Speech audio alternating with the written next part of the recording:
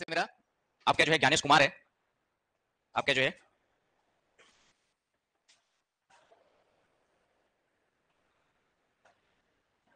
ज्ञानेश कुमार है, राइट। लेकिन प्रोफेशनली जो है उसका उल्टा कर दिया गया। जब पढ़ाने स्टार्ट किया तो कुमार ज्ञानेश कर दिया हमने जो है।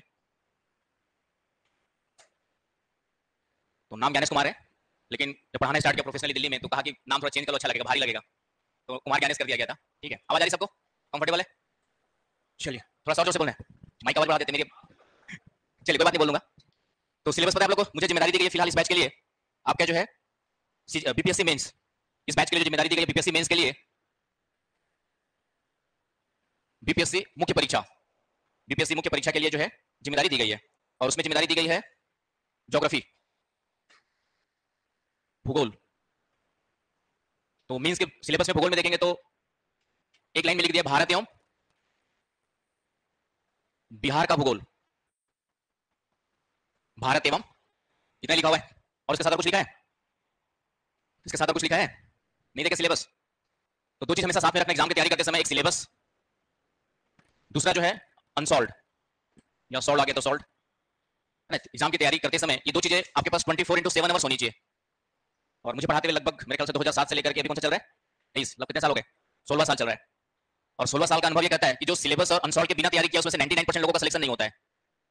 जो सिलेबस और अनसॉल्व के बगैर तैयारी करता है उनमें से 99% लोगों का सिलेक्शन नहीं हुआ है। 1% एक्सेप्शनल होते हैं, तो 1% का हुआ है। और जो सिलेबस और अनसॉल्व 24/7 लेकर के चलता है उसमें से लगभग कह सकते हो कि 99% लोगों का सिलेक्शन हुआ है। अब तो आप लोग को किस कैटेगरी में आना है आप खुद डिसाइड कर सकते हैं। आपका जो है किस कैटेगरी में आना है वो खुद डिसाइड कर सकते हैं। इसलिए जरूरी होता है क्योंकि सिलेबस के अकॉर्डिंग हमें पढ़ना होता है, राइट। अदरवाइज आप कुछ भी पढ़ते रह जाएंगे। कोई भी टीचर भी पढ़ाता है तो सिलेबस के अकॉर्डिंग ही पढ़ाएगा, पहली बात। दूसरा, जब क्वेश्चन पेपर सेट करने बैठेगा, पेपर सेटर जो है जब एग्जाम सेट करने बैठेंगे तो यूं ही वो कुछ भी सोच करके क्वेश्चन नहीं बनाएंगे। उनके सामने सिर्फ क्या होगा, आपका सिलेबस होगा। और इतने अनुभवी होते हैं कि सिलेबस देख करके, मतलब अनुभवी हो सकते हैं, जरूरी नहीं उसका स्टेट लेवल का भरोसा नहीं हो, कहीं से उठा के यूपीएससी जो पेपर बनाते हैं खास करके तो वो थोड़ा सिलेबस देख करके वहां पे एक्सपर्ट लोग बनाते हैं। स्टेट पीसीएस का भरोसा नहीं रहता, कोई भी बना देता है, ठीक है ना। इसलिए बहुत सारी गड़बड़ियां होती रहती है। लेकिन फिर भी यदि मुझे क्वेश्चन बनाने कहा जाए, आपको क्वेश्चन बनाने कहा जाए, तो आप क्या करेंगे? यूं ही क्वेश्चन नहीं बनाएंगे, क्या रखेंगे सामने? आपका जो है सिलेबस रखेंगे और सिलेबस के हर टॉपिक में से सोचेंगे कि सिलेबस में क्या क्या चीजें आएंगी और उसके अकॉर्डिंग आप क्या करेंगे, फिर आपका उसके अनुसार फिर प्रश्न पेपर बनाएंगे। तो कोई भी प्रश्न पेपर बनाने वाला आपका जो है सिलेबस देखकर ही प्रश्न बनाता है। तो इसलिए सिलेबस हमेशा क्या होना चाहिए, साथ में होना चाहिए, उसी के अनुसार आपकी तैयारी होती रहनी चाहिए। दूसरा मैंने कहा अनसॉल्व। अनसॉल्व इसलिए जरूरी है कि जैसे कोई भी टॉपिक हम पढ़ लेते हैं तो पढ़ने के बाद उस टॉपिक में से क्या क्वेश्चन आए हुए हैं पिछले कम से कम 5 सालों का पेपर जरूर देखिए, चाहे प्रीलिम्स हो चाहे मेंस हो। यदि जो पढ़ा है आपने और जो पढ़ाया गया है और आए हुए 5 सालों के क्वेश्चंस का आंसर आप यदि लिख पा रहे हैं, उसका आंसर निकाल पा रहे हैं, इसका मतलब मान के चलिएगा कि टीचर ने आपको अच्छा पढ़ाया है और आपने भी तैयारी जो है आपका सही लेवल पे चल रही है, सही डायरेक्शन में चल रही है। इसलिए दो चीजें हमेशा होना जरूरी होता है। इसलिए मेरे पास जो जितने भी सिलेक्टेड बच्चे हैं जब भी आते थे तो हमेशा दो चीजें लेके आते थे, एक सिलेबस और एक अनसॉल्व। बाकी उनके पास कुछ नहीं होता था। वो पूछेंगे सर हाँ ये सिलेबस पढ़ाई में ये प्रॉब्लम आ रही है मेरे को इस टॉपिक में, उस टॉपिक में क्वेश्चंस क्या है उसको लेकर के पूछते थे कि सर ये टॉपिक में ये टॉपिक पढ़ तो लिया है लेकिन ये क्वेश्चंस जो आए हुए मेरे से बन नहीं रहे। इसका मतलब वो उसकी तैयारी सही डायरेक्शन में चल रही है। जो इस तरीके से क्वेश्चन पूछता है उसकी डायरेक्शन क्या होती है, तैयारी की सही होती है। इसलिए दो चीजें हमेशा साथ लेकर के चलना है। आगे बस समझे, पहला ज्ञान तो इतना काफी है। अब आते सिलेबस में। सिलेबस में आपका जो लिखा हुआ है भारत एवं बिहार का भूगोल, हैंडराइटिंग दिख रही है पीछे वालों को? पास भी आएंगे तुम लोग को समाज बाहर कर दिया क्या, जाति बाहर हो? तो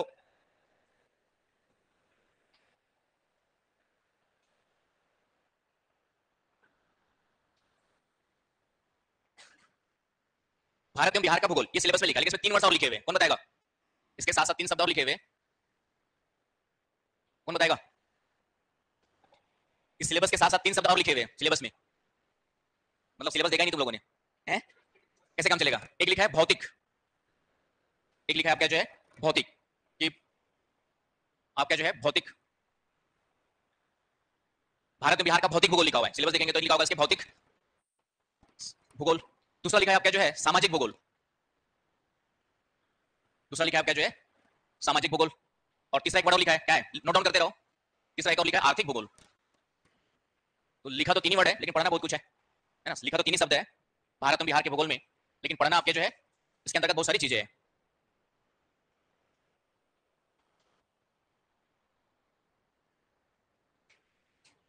चलिए स्टार्ट करें।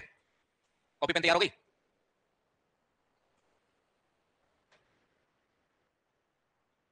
सब लोग का ग्रेजुएशन हो गया कि ग्रेजुएशन अंडर ग्रेजुएट भी कुछ लोग? सब ग्रेजुएट है? नहीं हुआ अभी? सबसे बड़े तो तुम ही लग रहे हो। और तुम्हारा ग्रेजुएट नहीं हुआ है? चलिए कोई बात नहीं, अभी 2-4 साल फेल हो गए होंगे पीछे तो तभी चलेगा। चलिए यहाँ पर आते हैं आप लोग जो है। तो सबसे पहला लिखा हुआ है भौतिक भूगोल, है ना। लिखा तो हमारा एक शब्द में क्या लिखा है, भौतिक भूगोल। इसको प्राकृतिक भूगोल भी कर सकते हैं, इंग्लिश में कहते हैं फिजिकल ज्योग्राफी। प्राकृतिक भूगोल, ये प्राकृतिक भूगोल या भौतिक भूगोल का मतलब सेम हो गया आपका जो है, प्राकृतिक भूगोल या भौतिक भूगोल का मतलब क्या हो गया आपका, सेम हो गया, इंग्लिश वर्ड इसके लिए फिजिकल ज्योग्राफी। अब बताओ कि भौतिक भूगोल में क्या क्या चीजें आएंगी, क्या चीज, ठीक है, तो इसमें आएगी आपका जो है, हाँ ठीक है समझ में आ गया मेरे को। मैं सिर्फ इसलिए पूछ रहा हूं कि कितना जानते हो, ताकि उसकी उस लेवल पे जाके पढ़ाऊं, थोड़ा बहुत जानते होंगे तो ऊपर लेवल पढ़ाऊंगा, नहीं जानते तो नीचे लेवल उसके पढ़ाऊंगा।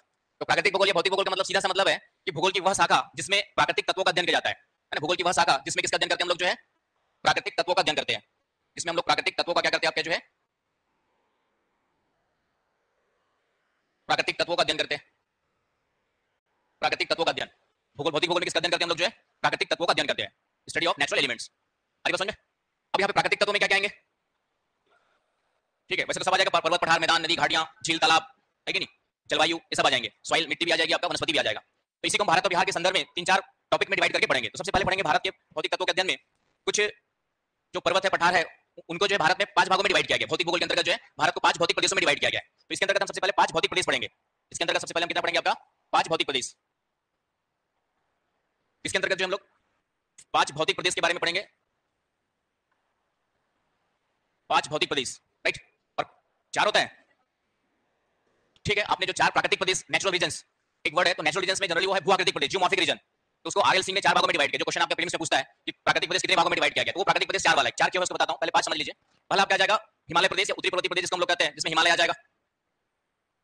सबसे पहला आ जाएगा आपका जो है उत्तरी पर्वतीय प्रदेश। सबसे पहला कौन सा आ जाएगा आपका, उत्तरी पर्वतीय प्रदेश।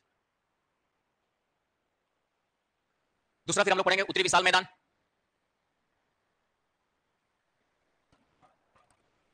उत्तरी विशाल मैदान।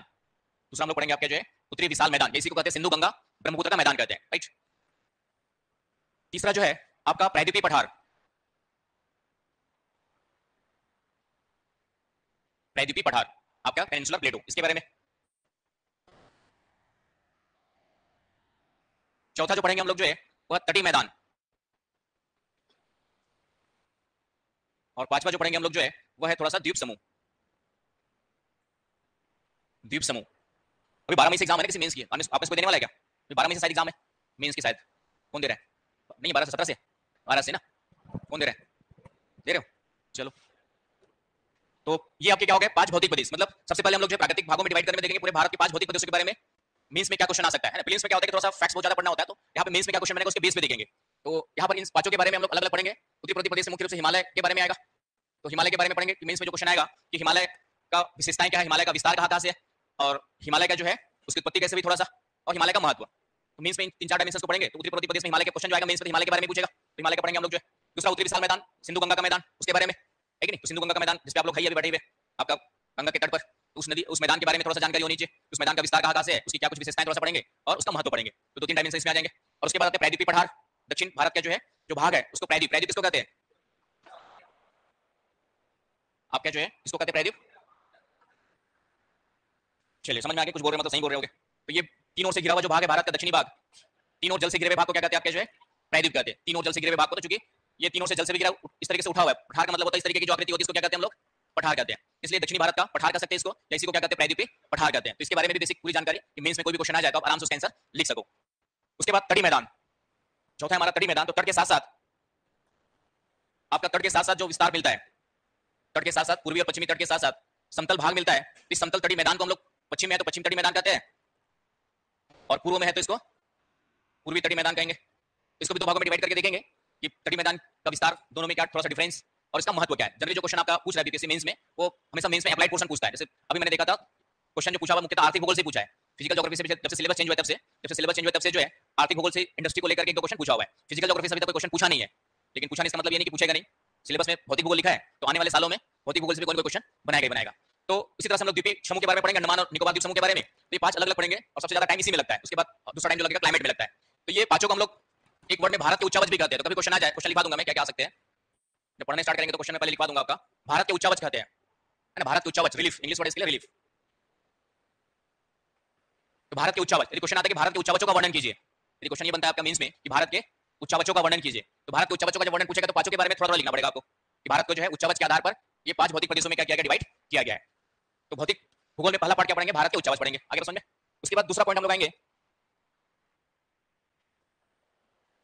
दूसरा पढ़ेंगे हम लोग भारत की जलवायु। उसके बाद सीधा सीधा किसमें आएंगे हम लोग जो है, भारत की जलवायु।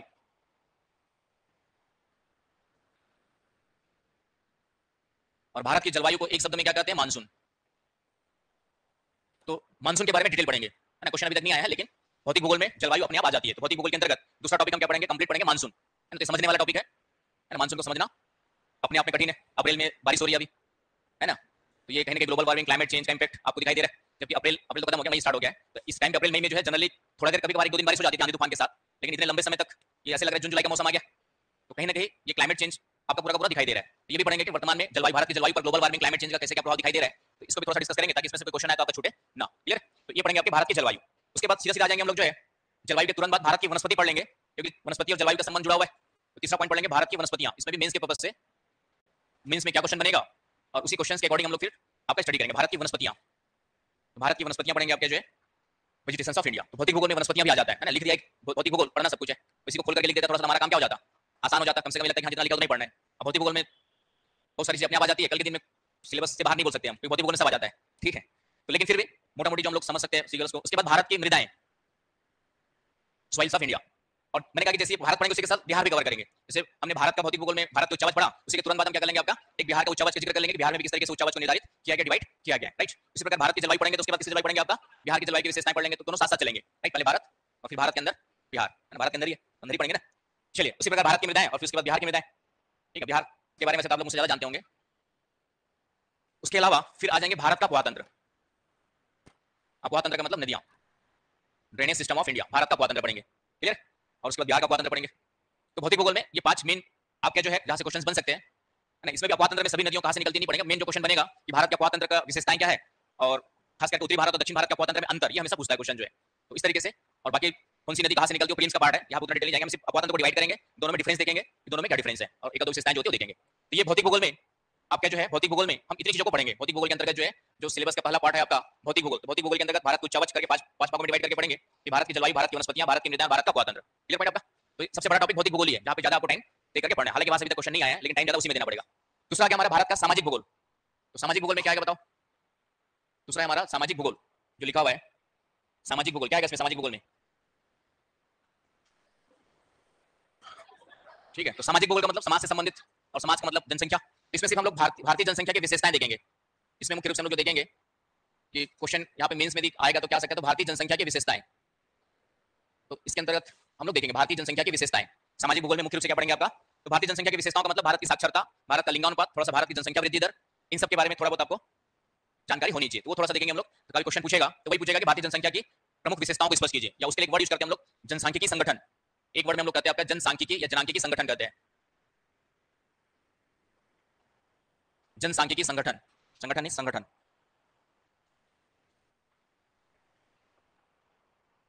डेमोग्राफिक कंपोजिशन कहते हैं इन सबको। भारत की जनसंख्या की विशेषताओं को एक शब्द में हम लोग जनसांख्यिकी संगठन के रूप में जानते हैं। इसके बारे में थोड़ा सा पढ़ेंगे, इससे ज्यादा की जरूरत नहीं पड़ेगी आपको, नहीं सिलेबस में उसका पार्ट है। तो सामाजिक भूगोल समझ में आ गया क्या पढ़ना है सिलेबस में, राइट। अब आते हैं आर्थिक भूगोल। अब आते हैं हम लोग जो है आर्थिक भूगोल। तो नेक्स्ट पेज में चल देते हैं।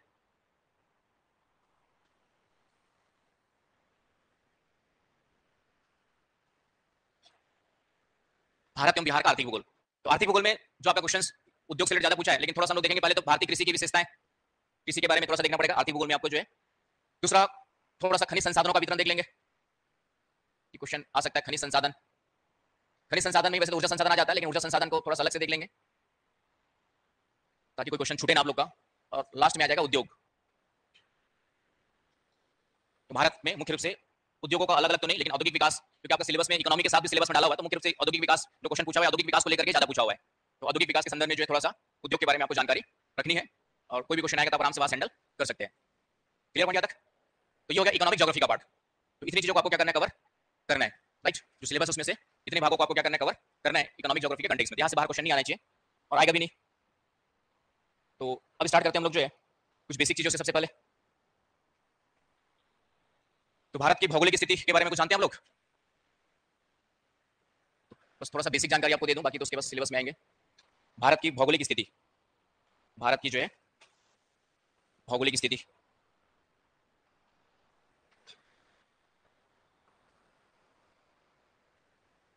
तो भारत की भौगोलिक स्थिति के बारे में लिखने के लिए कहा जाए तो क्या लिखोगे, क्या चीज। भारत ये वाला नहीं चलता क्या? चलता है वाला? चलिए इससे काम चल जाएगा। तो भारत की भौगोलिक स्थिति के बारे में लिखना हो तो क्या लिखोगे? क्या था इसमें? क्या?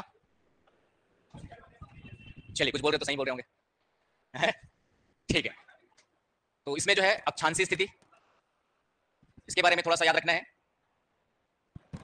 भारत की देशांतरीय स्थिति, और इसके अलावा एक दो पॉइंट्स और दे सकते हैं कि भारत में विश्व के संदर्भ, भौगोलिक स्थिति का मतलब यहां पर यह है कि भारत का विश्व के संदर्भ में भारत की भौगोलिक स्थिति क्या है। ये दो तो डालोगे। इसके अलावा अन्य में एक दो पॉइंट्स और डाल सकते हैं हम लोग जो है, तो अन्य में क्या है वो देखेंगे। राइट। तो भारत की भौगोलिक स्थिति के बारे में यदि पूछा जाए, कहीं पे क्वेश्चन दे दे कि भारत की भौगोलिक स्थिति को स्पष्ट कीजिए, तो तीन भागों में डिवाइड कर देना है। अक्षांशीय स्थिति क्या है, देशांतरी क्या है, और आपका अन्य कुछ पॉइंट्स बताऊंगा उसको। अन्य में जैसे भारत का तीन ओर जल से गिरा हुआ है, अन्य स्थिति में क्या जाएगा, भारत जो है तीन ओर किससे गिरा हुआ है, क्या जो है जल से गिरा हुआ है। तो एक तो पहला पॉइंट आ जाएगा, भारत जो है तीन ओर किससे गिरा हुआ है, आपका जल से गिरा हुआ है। विश्व का नक्शा याद है आप लोग को? तो भारत की स्थिति देखेंगे,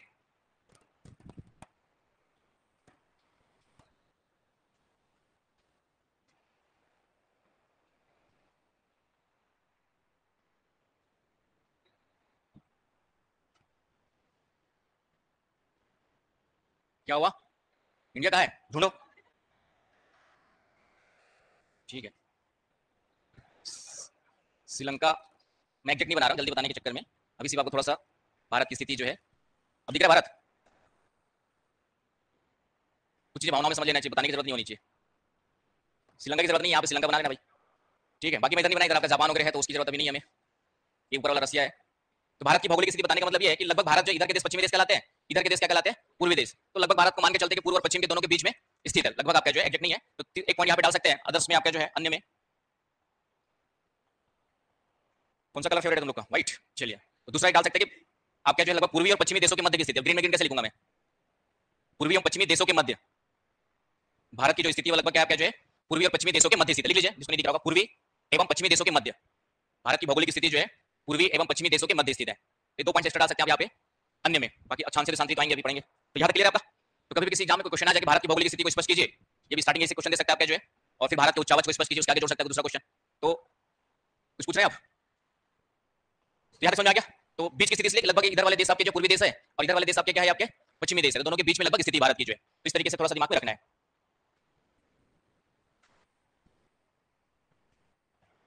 चलिए अब आते हैं हम लोग अक्षांशीय और देशांतरी स्थिति में। तो अक्षांशीय स्थिति में कौन बताएगा? इसमें भी आप दो भागों में डिवाइड कर सकते हैं, मुख्य भूमि की स्थिति और एक आपका द्वीप सहित, एक आपका जो है द्वीप सहित। तो ये तो पता ही होगा आप लोग को, 8 डिग्री सेकंड के 4 मिनट। वो तो खैर किलोमीटर नहीं पूछा मैंने अभी, जो जानते हो नहीं बताना, जो पूछा गया वो बताना। एग्जाम ऐसे करके आते हैं बच्चे लोग, बोलते नंबर नहीं आए, जो पूछा गया उसको ध्यान नहीं रखते हैं और क्या बता क्या जाते हैं जो जानते हैं। अक्षांशीय स्थिति का मतलब हो गया कि यहाँ से लेकर यहाँ तक मुख्य भूमि, मेन लैंड का मतलब मुख्य भूमि का मतलब हम इसको लेकर बताना है, और द्वीप सही का मतलब यहाँ पर अंडमान द्वीप समूह को लेकर के बताना है, अंडमान एंड निकोबार इसको लेकर के। तो मुख्य भूमि का कितना है आपका? 8 डिग्री। Very intelligent. नॉर्थ होगा साउथ होगा? ठीक है, तो 8 डिग्री 4 मिनट नॉर्थ से लेकर के। चलिए बस ये जानना चाह रहा था कि इतना आप लोग को पता है कि नहीं है, तो समझ में आ गया? पता है, यही है 37 डिग्री 6 मिनट नॉर्थ तक है। राइट। तो ये अक्षांशीय स्थिति में मुख्य भूमि हो गई। अंडमान निकोबार को लेंगे तो कितना हो जाएगा? 6 डिग्री 4 मिनट हो गया। राइट। तो इतना ही बता देंगे, बाकी लंबाई चौड़ाई आप लोग जानते होंगे 3214 सब प्रीलिम्स वगैरह के लिए जो पढ़ा है उसकी जरूरत मेंस में उतना स्कोप नहीं होता लिखने का। मेंस में जो क्वेश्चन पूछा गया है उसी को लिखने पे फोकस करना है, जो आप जानते हैं उसको उड़ेल कर नहीं आना है, जो पूछा गया उतना उड़ेलना है ना। तो फालतू उड़ेल दोगे तो फिर काम नहीं चलेगा। तो ये हो गया आपका मुख्य भूमि और द्वीप सहित वाले पार्ट में। देशांतरी स्थिति में आ जाओ। तो देशांतरी में कितना कितना है?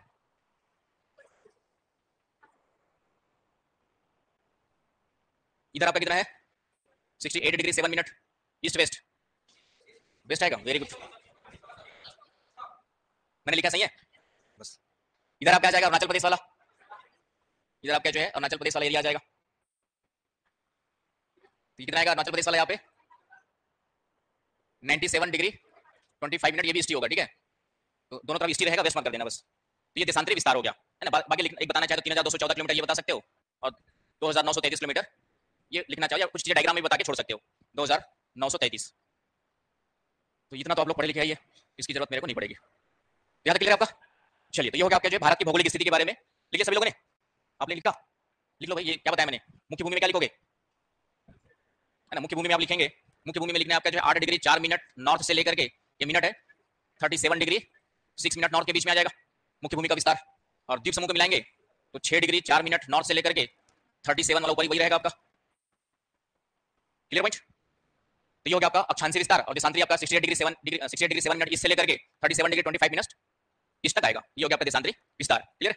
और उत्तर से दक्षिण लंबाई यहाँ पे जरूरत नहीं है वैसे, लेकिन कई लोग के मन में शांति नहीं मिलेगी तो थोड़ा सा लिख लीजिए, 3214 किलोमीटर उत्तर से दक्षिण। और पूर्व से पश्चिम आपका जो है 2933 किलोमीटर, ये लंबाई। तो पहला हो गया आपका भारत की भौगोलिक स्थिति। कहीं भी क्वेश्चन मेंस में जोड़ करके पूछता है कि भारत की भौगोलिक स्थिति को स्पष्ट कीजिए, तो ये थोड़ा सा बता देना है कि भारत की भौगोलिक स्थिति में अक्षांशीय विस्तार इतना है, देशांतरी विस्तार इतना है, और विश्व के संदर्भ में भारत की स्थिति ये है। 3 पॉइंट्स बता देंगे तो भौगोलिक स्थिति आपकी क्या हो जाएगी, कंप्लीट हो जाती है। इसी में दूसरा क्वेश्चन यदि बनाना चाहे तो इस भौगोलिक स्थिति का महत्व क्या है भारत के लिए। एनसीईआरटी का पहला ही चैप्टर रहता है इस भौगोलिक स्थिति, भारत की भौगोलिक स्थिति का महत्व। तो 2-4 पॉइंट इसमें भी लिख लीजिएगा। तो अगला क्वेश्चन आता है, कभी क्वेश्चन अभी तक तो किसी एग्जाम में नहीं पूछा है, किसी भी एग्जाम में नहीं यूपीएससी ने पूछा है, नहीं आपके बीपीएससी नहीं इंडिया के किसी एग्जाम में पूछा, लेकिन एनसीईआरटी में जरूर इसका जिक्र किया हुआ है। शुरुआत एनसीईआरटी की जो होती है वह इसी से होती है कि भारत की भौगोलिक स्थिति और उसका हमारे लिए क्या इंपॉर्टेंस है। इसलिए भविष्य में कहीं से क्वेश्चन पूछने की संभावना हमेशा बना रहेगा, क्योंकि पेपर सेट करने वाला एनसीईआरटी भी पढ़ा होता है, एनसीईआरटी भी थोड़ा देखा होता है। तो एक क्वेश्चन आ सकता है कभी भी किसी एग्जाम में जीएस पेपर में कि भारत की भौगोलिक स्थिति और उसके महत्व को स्पष्ट कीजिए। तो महत्व में क्या क्या पॉइंट लेंगे बताएं। जलवायु के लिए, हिमालय के लिए, ठीक है, एक दो पॉइंट्स, एक जलवायु का आगे, हिमालय का आगे, इसके अलावा ठीक है वो डालना चाहे तो डाल सकते हैं। लेकिन यहाँ पे हम लोग जो जानना चाह रहे हैं कि विश्व में जो भारत की स्थिति है, यहाँ पे क्वेश्चन की डिमांड क्या है कि विश्व में जो भारत की भौगोलिक स्थिति है वह भारत की भौगोलिक स्थिति विश्व के संदर्भ में हमें क्या महत्व प्रदान कर रही है। आगे समझ में, भारत की जो स्थिति है वो विश्व के संदर्भ में हमारे लिए क्यों महत्वपूर्ण है। पहला आंसर फोकस हमारा इस पर होना चाहिए। ठीक है, जलवायु तो हमारे लिए है। अभी भी क्वेश्चन नहीं समझे आप कि विश्व के नक्शे में जो भारत की स्थिति है ये विश्व के संदर्भ में हमारे लिए क्यों इंपॉर्टेंट है, विश्व के संदर्भ में क्यों इंपॉर्टेंट है। हाँ, तो वो पॉइंट आएगा। तो पहला पॉइंट ये डाल दीजिएगा, पहला पॉइंट जो आएगा अंतरराष्ट्रीय समुद्री मार्ग, सभी मार्ग आ जाएंगे वैसे। अंतरराष्ट्रीय समुद्री मार्ग लिख लीजिए, अंतरराष्ट्रीय समुद्री मार्ग जो पूर्व से पश्चिम देशों को जोड़ता है, समुद्री मार्ग जो पूर्व एवं पश्चिमी देशों को क्या करता है आपका जो है जोड़ता है, वो भारत से होकर के गुजरता है। लिख लीजिए, लिखिए, अंतरराष्ट्रीय समुद्री मार्ग जो पूर्व से पश्चिमी देशों को जोड़ता है वह भारत से होकर के ही गुजरेगा। वह क्या होगा आपका जो है भारत से होकर के ही गुजरेगा। तो इस तरह से भारत से होकर के ही गुजरेगा। इसका फायदा क्या मिलेगा, ठीक है, तो हाँ, तो इसका फायदा ये मिलेगा कि विश्व के देशों में भारत के साथ पूर्व से पश्चिम व्यापार करना है तो भारत के साथ रिलेशन क्या रखने पड़ेंगे उनको जो है अच्छा रखना पड़ेगा। अदरवाइज भारत को छोड़ के चक्कर लगा के और कहीं और दूर जाना पड़ेगा आपको जो है। तो इसलिए इसका महत्व क्या होता है, भारत का महत्व बढ़ जाता है। और आप लोग जानते हैं कि वर्तमान में अंतरराष्ट्रीय व्यापार का 90% समुद्री मार्गों से होता है। 90% अंतरराष्ट्रीय व्यापार किससे होता है आपका जो है, 90% अंतरराष्ट्रीय व्यापार किससे होता है आपका समुद्री मार्गों से होता है। तो इसलिए भारत की स्थिति विश्व में क्या हो जाती है, महत्वपूर्ण हो जाती है। भारत खुद के लिए महत्वपूर्ण हो जाती है और विश्व के देशों के संदर्भ में भारत की स्थिति क्या हो जाती है आपकी जो है महत्वपूर्ण हो जाती है। पहला पॉइंट समझ में आ गया कि भारत की जो भौगोलिक स्थिति है वो अंतरराष्ट्रीय व्यापार की दृष्टि से क्या हो गया, महत्वपूर्ण हो गया, क्योंकि अंतरराष्ट्रीय समुद्री मार्ग जो पूर्व से पश्चिम देशों के बीच व्यापार होगा वह भारत से होकर के ही गुजरेगा। उसी प्रकार अंतरराष्ट्रीय वायु मार्ग भी लिख लीजिए, वायु मार्ग भी जाना है पूर्व से पश्चिम की ओर, तो वो कहां से होकर जाएगा आपके जो है भारत से होकर के जाएगा। ईंधन होकर के कहां रुकेगा आपका, इंडिया में रुकेगा। तो दूसरा पॉइंट लिख लीजिएगा वायु मार्ग, बाकी चीजें वही रहेंगी। अंतरराष्ट्रीय वायु मार्ग भी जो है दोनों पूर्वी पश्चिमी देशों के बीच पड़ता है। लिख लीजिए, अंतरराष्ट्रीय वायु मार्ग भी पूर्व एवं पश्चिमी देशों के मध्य, पूर्व एवं पश्चिमी देशों के मध्य भारत की स्थिति महत्वपूर्ण हो जाती है। अंतरराष्ट्रीय वायु मार्ग के लिए भी पूर्व एवं पश्चिमी देशों के मध्य भारत की स्थिति क्या हो जाती है, महत्वपूर्ण हो जाती है। क्लियर का पॉइंट। तो एक पॉइंट ये आ गया आपके जो है अंतरराष्ट्रीय समुद्री मार्ग के संदर्भ में, अंतरराष्ट्रीय व्यापारिक मार्ग के संदर्भ में। इसके अलावा क्या आएगा, क्या चीज, बाकी जो पॉइंट है तीसरा भू राजनीतिक महत्व है भारत का। तीसरा पॉइंट लिख लीजिएगा, भारत का भू राजनीतिक महत्व। भू राजनीतिक का मतलब समझते हो, भू राजनीतिक, जियोपॉलिटिकल इंपोर्टेंस। भू राजनीतिक महत्व का मतलब यह है कि विश्व की राजनीति में भारत एक महत्वपूर्ण भूमिका निभा सकता है, क्योंकि भारत की स्थिति क्या है, बीच में, राइट। तो इधर आपका ईस्टर्न एशिया के संदर्भ में हो, इधर आपका वेस्टर्न यूरोपियन अन्य देशों के संदर्भ में भारत की स्थिति क्या होती है, महत्वपूर्ण भूमिका निभाती है। तीसरा, भारत जो तीन ओर से समुद्र हिंद महासागर से घिरा हुआ है, तीन ओर से किससे घिरा हुआ है, हिंद महासागर। तो हिंद महासागर के कारण से भी तटीय देशों की सुरक्षा के लिए भारत की स्थिति क्या हो जाती है आपकी जो है महत्वपूर्ण हो जाती है। मध्य एशिया, सॉरी मध्य पूर्व एशिया या जिसको पश्चिमी एशिया कहते हैं, मध्य पूर्व के देश कहते हैं, वहां पर भी आपका नियंत्रण स्थापित करने के लिए भारत की स्थिति क्या हो जाती है आपकी जो है महत्वपूर्ण हो जाती है। तो इसमें लिख लीजिए भू राजनीतिक महत्व, हेडिंग डाल लीजिए, इसमें लिख लीजिए पहला पॉइंट, विश्व में राजनीतिक रूप से पूर्व एवं पश्चिमी देशों के मध्य, विश्व में राजनीतिक रूप से पूर्व एवं पश्चिमी देशों के मध्य, पूर्व एवं पश्चिमी देशों के मध्य राजनीतिक रूप से भारत महत्वपूर्ण भूमिका निभा सकता है। राजनीतिक रूप से भारत महत्वपूर्ण भूमिका निभा सकता है या महत्वपूर्ण भूमिका निभाता है?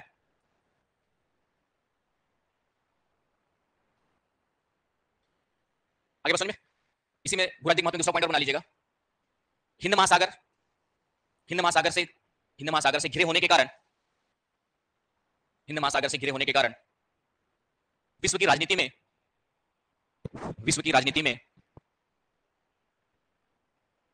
भारत की भूमिका में पुनः वृद्धि हो जाती है।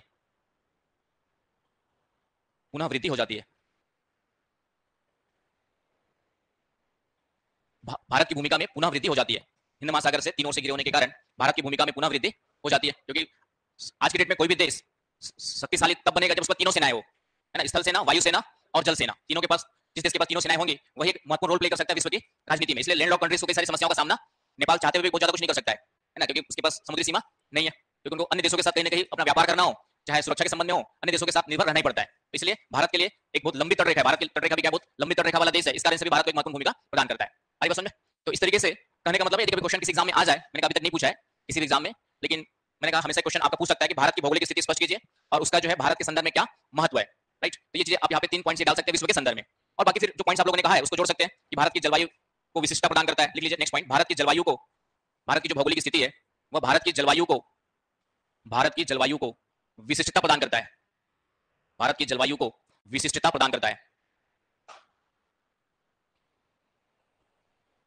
समझ गया? मतलब विशेष जलवायु बना देता है तीनों समुद्र से घिरे होने के कारण से। फिर आपका पांचवा पॉइंट और डाल सकते हैं कि भारत जो है समुद्री संसाधन की दृष्टि से भी क्या हो जाएगा, आपका जो है महत्वपूर्ण देश हो जाएगा, क्योंकि समुद्र से घिरा हुआ है, लंबी तटरेखा है, तो समुद्री संसाधन में समृद्धता प्रदान करता है। समुद्री संसाधन में समृद्धता, रिचनेस, मैं बोल रहा हूं उसको सुनिए लिखा हुआ को, समुद्री संसाधनों में समृद्धता प्रदान करता है।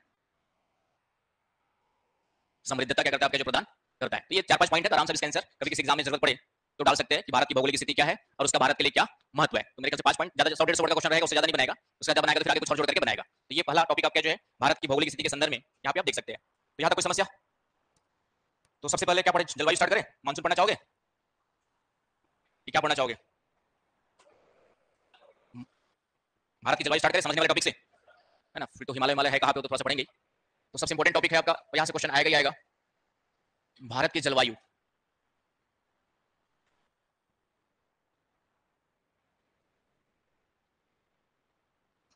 मतलब समझने वाले टॉपिक से पहले स्टार्ट करें, बाकी तो फिर हिमालय का इतना लंबा इतना चौड़ा है वो पढ़ेंगे ही पढ़ेंगे। तो हिमालय की लंबाई चौड़ाई, हिमालय की ऊंचाई, उसका महत्व, उसकी उत्पत्ति थोड़ा सा देखेंगे। तो भारत की जलवायु को एक शब्द में क्या कहते हैं? भारत की जलवायु को एक शब्द में क्या कहा जाता है आपका जो है? मानसून कहा जाता है। क्यों कहा जाता है बताओ?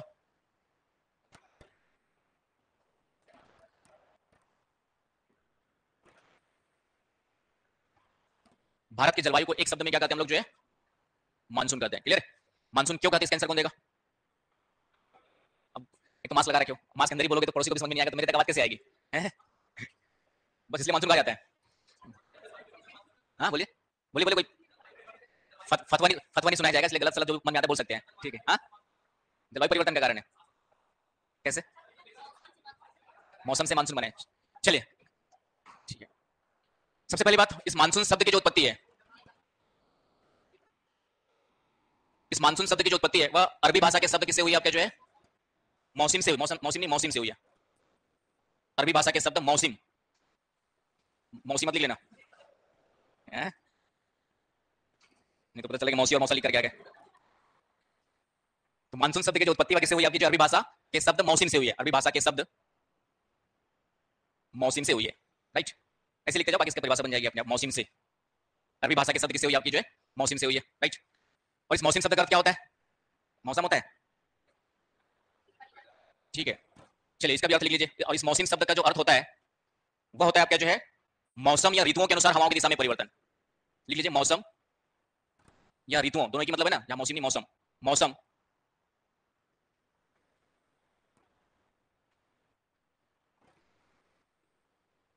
मौसम या ऋतुओं के अनुसार, लिख लीजिए मौसम या ऋतुओं के अनुसार, मौसम या ऋतुओं के अनुसार हवाओं की दिशा में परिवर्तन। मौसम या ऋतुओं के अनुसार हवाओं की दिशा में परिवर्तन।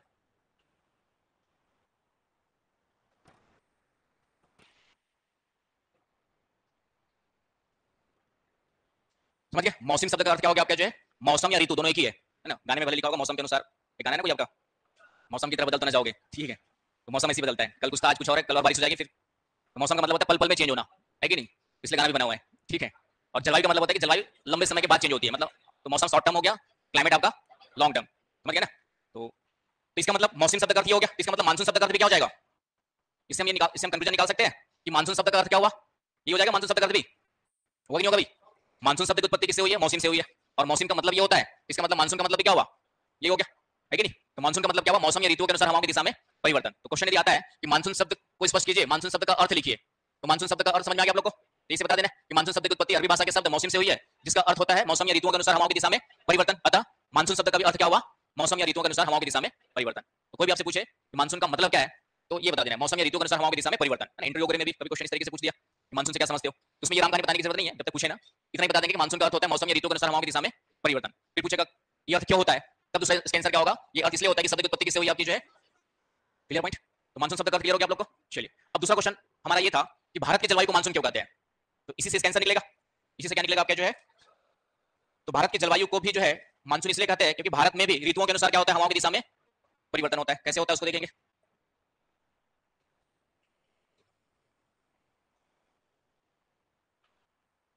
ग्रीष्मकाल, तो भारत के ऊपर ग्रीष्मकाल में हवाओं की दिशा इस डायरेक्शन में होती है, क्या कहते हैं इसको?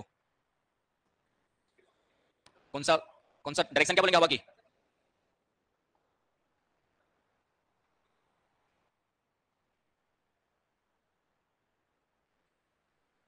हवाओं की दिशा क्या हो गई? रिवर्स हो गई। तो हवाओं को जो बुलाया जाता है जिधर से चलती है, तो डायरेक्शन आप लोग को पता होगा मेरे ख्याल से, इधर होता है साउथ, नॉर्थ होता है, इधर होता है वेस्ट, ठीक है? ठीक है ना भाई, गलत तो नहीं लिखा है कुछ? ठीक है, चलिए तो नॉर्थ साउथ ईस्ट वेस्ट, ये तो हो गया नॉर्थ साउथ। अब इन दोनों के बीच की स्थिति क्या कहलाती है? South west. इन दोनों की स्थिति क्या कहलाएगी? South east. चलिए इतना तो जानते, समझ में आ गया। इतना कौन नहीं जानते बता दो, क्या समझ में आ गया? अब जो हवाओं को बुलाया जाता है, तो जिधर से चलती है उस डायरेक्शन के अकॉर्डिंग बुलाया जाता है, उसके अनुसार बुलाया जाता है। जैसे यहाँ पे हवाएं चल रही है इधर से इधर की ओर, इधर चल रही, इधर से इधर चल रही है, इधर से इधर चल रही है आपका जो है, इधर से इधर, इसलिए इसको हम लोग क्या कहते हैं? साउथ वेस्ट मानसून कहते हैं। इसको हम लोग क्या कहते हैं आपका जो है? South west monsoon. हिंदी में क्या कहेंगे? दक्षिण पश्चिम। तो ग्रीष्मकाल में भारत के ऊपर हवाओं की दिशा जो होती है दक्षिण पश्चिम मानसून के रूप में होती है, तो इसको हम लोग कहेंगे दक्षिण पश्चिम से उत्तर पूर्व की ओर। ग्रीष्मकाल में हवाओं की दिशा कौन सी होती है? तो दक्षिण पश्चिम से उत्तर पूर्व की ओर होती है। ग्रीष्मकाल में हवाओं की दिशा भारत के लोग क्या कहते हैं? दक्षिण पश्चिम मानसून कहते हैं। Clear point? 6 महीने बाद रिवर्स हो जाती है, क्यों होती देखेंगे। तो 6 महीने बाद जो रिवर्स हो जाती है और हवाओं की दिशा रिवर्स का मतलब अब क्या हो जाएगा? उत्तर पूर्व से दक्षिण पश्चिम हो जाएगी, इसलिए इसको उत्तर पूर्वी मानसून कहते हैं। शीतकाल में क्या कहते हैं? शीतकाल में कहते हैं उत्तर पूर्वी मानसून। ये हवाई मत बना देना, हवा नहीं है ये।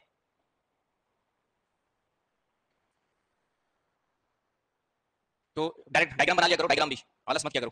बिना मैप के बना दी तुमने, अरे मैप भी बना लो, 2 लाइन तो खींचना है। बिना मैप के कैसे काम चलेगा? जैसे उन्होंने बनाया अच्छे से 2 लाइन तो खींचना है, ऐसे कर लो, ऐसे खींच लो आपका जो है ये सिंपल सा 2 लाइन। इन्होंने सिर्फ एरो बना दिया है, इंडिया बनाया नहीं है ऐसे काम चलेगा? सिर्फ इतना तो बन जाएगा, सिंपल से बनाना पड़ेगा। नौकरी चाहिए ना गवर्नमेंट, तो गवर्नमेंट का दामाद या बहू बनना है तो इतना करना पड़ेगा, सीखना पड़ेगा, उसके बिना काम नहीं चलेगा, ठीक है ना? चलिए तो ये तो हो गया आपका। अब इसलिए जो है चूंकि भारत के ऊपर क्या हो रहा है, भारत के ऊपर जो है 6 महीने हमारे दक्षिण पश्चिम से उत्तर पूर्व चल रही है, और अगले 6 महीने हमारी किधर चल रही है आपका? उत्तर पूर्व से दक्षिण पश्चिम चल रही है। इसलिए भारत की जलवायु को भी एक शब्द में क्या कहते हैं हम लोग जो है? मानसून कहते हैं। अब समझ में आ गया? तो कभी क्वेश्चन ये आ जाए कि भारत की जलवायु को मानसून ही क्यों कहा जाता है, तो मानसून इसलिए कहा जाता है क्योंकि मानसून का अर्थ होता है ऋतुओं के अनुसार हवाओं की दिशा में परिवर्तन, और भारत के ऊपर भी हवाओं की दिशा में क्या हो रहा है आपके जो है? ऋतुओं के अनुसार परिवर्तन हो रहा है। ग्रीष्मकाल में हवाएं दक्षिण पश्चिम से उत्तर पूर्व की ओर चलती है, और शीतकाल में हवाएं उत्तर पूर्व से दक्षिण पूर्व की ओर चलती है। इसलिए भारत की जलवायु को भी एक शब्द में क्या कहते हैं हम लोग जो है? मानसून कहते हैं। क्लियर पॉइंट एकदम? तो ये हो गया आपका भारत की जलवायु को एक शब्द में मानसून क्यों कहते हैं। अब दूसरा क्वेश्चन ये है कि हवाओं की दिशा में रिवर्सल क्या होता है।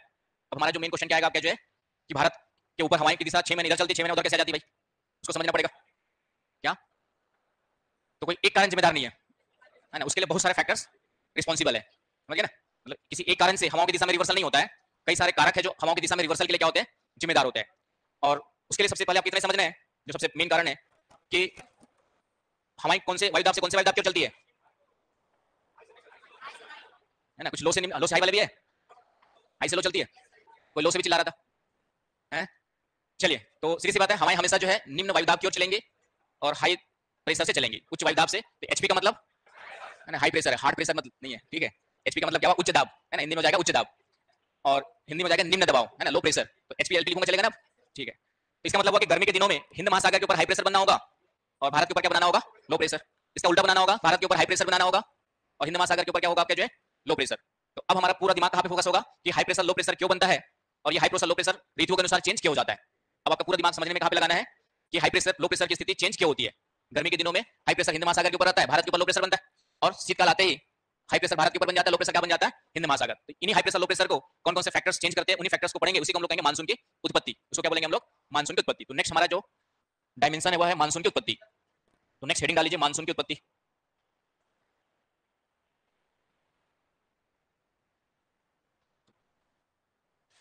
तो अगला क्वेश्चन जो बनेगा, पहला क्वेश्चन तो बनेगा मानसून का अर्थ क्या होता है। तो मानसून का अर्थ लिख लो आराम से। अब आएगा दूसरा क्वेश्चन, आगे बनाएगा तो क्या बनाएगा कि मानसून की उत्पत्ति क्यों होती है, किन किन कारकों से होती है।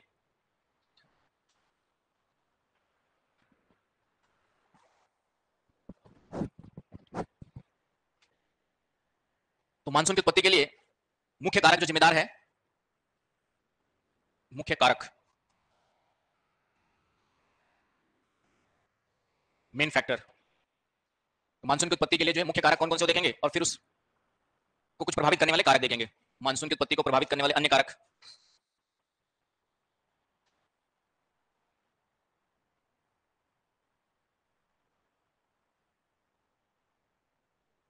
तो प्रभावित करने वाले कारक दो भागों में डिवाइड करके देखेंगे। इसमें पानी नहीं डाले क्या लोग, गर्मी भी है नहीं भी है। हाँ ये वाला, ये आवाज करता है यार, तुम लोग की आवाज नहीं आती फिर। तो पहला आते हैं हम लोग जो मुख्य कारक में, मुख्य कारक कौन कौन से हैं उसमें आते हैं।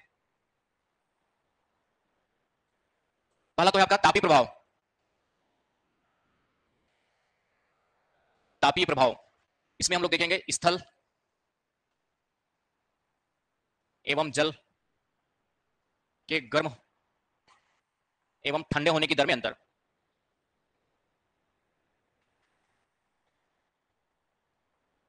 स्थल एवं जल के गर्म के ठंडे होने की दर में अंतर का प्रभाव पड़ता है। तो क्या प्रभाव पड़ता है देखेंगे, पहला तापीय प्रभाव देखेंगे, लिख लो नहीं दिख रहा है तो स्थल एवं जल के गर्म एवं ठंडे होने की दर में अंतर। स्थल एवं जल के गर्म एवं ठंडे होने की दर में अंतर का प्रभाव लिख लिया। दूसरा इसी में आईटीसीजेड का विस्थापन, नाम सुना आईटीजेड का, आईटीसीजेड का विस्थापन सुना बस है, क्यों जानते भी हो। चलिए नहीं जानते तो बता दूंगा, आज के बाद जान जाओगे। तो दूसरा फैक्टर देखेंगे आईटीसीजेड का विस्थापन, राइट। तीसरा हम लोग देखेंगे जेट स्ट्रीम का प्रभाव। तो जेट स्ट्रीम भी जानते होंगे, कुछ ही जानते होंगे। तो ये तीन फैक्टर जो है मुख्य रूप से मानसून की उत्पत्ति को निर्धारित करते हैं, प्रभावित करते हैं। मतलब मुख्य कारक देखेंगे तो तीन मेन फैक्टर्स है जो मानसून की उत्पत्ति को, मतलब हाई प्रेशर लो प्रेशर को चेंज करने के लिए क्या होते हैं, रिस्पॉन्सिबल होते हैं। लेकिन कुछ और फैक्टर है जो इनको बीच में डिस्टर्ब करते रहते हैं, इसलिए मानसून बीच में क्या होता है, डिस्टर्ब होते रहता है। तीन फैक्टर ईमानदारी से काम करते हैं, तीनों फैक्टर देखेंगे ईमानदारी से काम करेंगे, लेकिन बीच में कुछ एंटी सोशल एलिमेंट्स आते रहते हैं जो जबरदस्ती उंगली करते रहेंगे, डिस्टर्ब करते रहते हैं। लाइफ में से होता ही नहीं होता है, आप चैन से काम करते रहोगे लेकिन तो बीच में आकर के तो चालो डिस्टर्ब करते रहेंगे, बीच में कुछ ऐसी परिस्थिति आ जाएगी कि न चाहते हुए डिस्टर्ब होना पड़ता है। तो उसी प्रकार मानसून को डिस्टर्ब करने वाले कुछ फैक्टर्स है जो न चाहते हुए मानसून को डिस्टर्ब करते हैं, जिस कारण से कभी ज्यादा बारिश होती है, कभी कम बारिश होती है, कभी टाइम पे मानसून आता है, कभी देरी से आता है। तो इसके लिए ये रिस्पॉन्सिबल नहीं है, ये हमेशा टाइम पे रहेंगे। इधर जो लिखेंगे वो उनको क्या करते रहते हैं, डिस्टर्ब करते रहते हैं। उनमें से सबसे पहला पढ़ेंगे हम लोग दक्षिणी दोलन एवं अल नीनो लानिना का प्रभाव। दक्षिणी दोलन एवं अल नीनो लानिना का प्रभाव। तो दक्षिणी दोलन तो पता नहीं सुना है कि नहीं सुना, लेकिन अल नीनो लानिना जरूर सुना होगा। ठीक है, तो अल नीनो क्या करता है,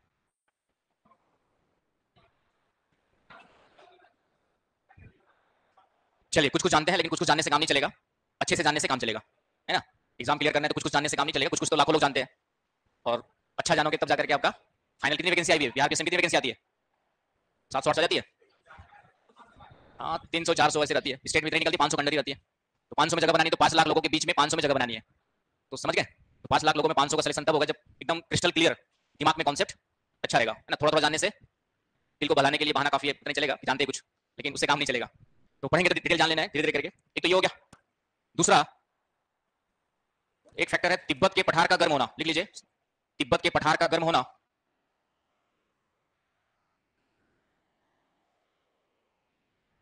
तथा हेडली चक्र, तो ये भी मानसून को इंपैक्ट करता है। तिब्बत के पठार का गर्म होना एवं हेडली चक्र लिख लो, अभी तो बाकी डिटेल पढ़ेंगे। अभी स्टार्टिंग में तो 4 5 नाम लिख दोगे तो सामने वाला खुश हो जाएगा पहले तो, जानता है कुछ बच्चा करके। तो पहले तो पांचों 4-5 नाम याद करना है। हाँ, हेडली साइकिल सेल अलग है, यहाँ पर हेडली साइकिल आएगा। जो हेडली सेल जो सोच रहे हैं वो अलग है आपका, फेरल हेडली एंड आपका जो है पोलर सेल, राइट, वो अलग है। ये हेडली साइकिल है। तीसरे में आ जाओ, ठीक है। तीसरा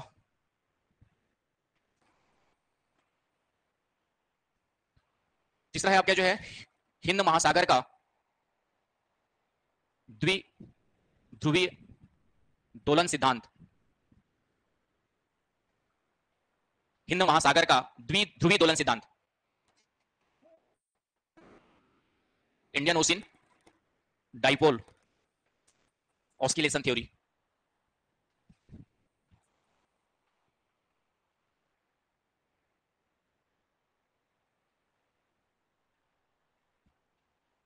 इंग्लिश इसलिए लिखा कि शॉर्ट फॉर्म इसको आईओडी थ्योरी बोल देते हैं, आईओडी बोल देते हैं, इसलिए जो है इसको मैंने लिखा है।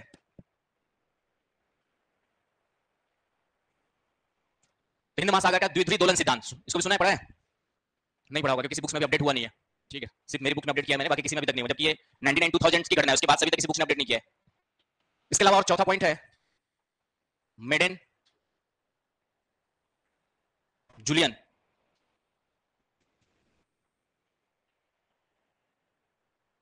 मेडेन जूलियन दोलन।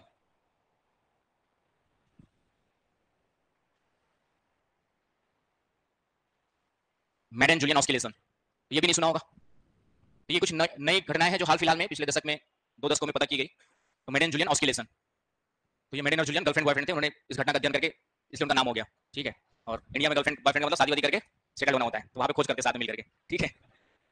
चलिए रियली बता रहा हूँ, दोनों हस्बैंड गर्लफ्रेंड बॉयफ्रेंड ही थे, तो उन्होंने अध्ययन करके पूरा अध्ययन किया हिंद महासागर का, प्रशांत महासागर हिंद महासागर के स्टडी के साथ में, उन्होंने फिर अपनी थ्योरी दी, उसके नाम से मेडेन जूलियन ऑस्किलेशन। ये देखेंगे, ये 3-4-5 चीजें हैं। तो इतनी चीजों को मानसून में याद रखना है कि मानसून की उत्पत्ति में पहले 3-5 का नाम लिख देना है, 5-6 कारकों का, राइट, कौन कौन से फैक्टर्स है। और उसके बाद थोड़ा थोड़ा समझेंगे, तो उन्हीं थोड़ा थोड़ा को याद करके जो भी क्वेश्चन आएगा उससे बाहर नहीं जाएगा। तो यहाँ तक किसी को कोई समस्या है तो बताएं, किसी के दिमाग में कुछ उथल पुथल हो रही हो, कुछ क्लियर है? दोनों जात बाहर लोग हैं, बाइकआउट किए गए लग रहा है, ठीक है। जात बिरादरी से बाहर, ऐसा कौन सा कांड कर दिया तुमको जात बिरादरी से, जात बिरादरी से बाहर कर दिए हैं? कोई बड़ा कांड किया होगा फिर तुम लोगों ने। चलिए क्या बोल रहे हैं, हिमालय का प्रभाव तो नहीं आएगा, एक क्वेश्चन बनता है भूआकृति का प्रभाव करके, तो हिमालय का इंस्यूमिंग इफेक्ट देखेंगे, तो उच्चावच भूआकृति का प्रभावित करने वाले फैक्टर्स में भारत की जलवायु में आ जाएगा।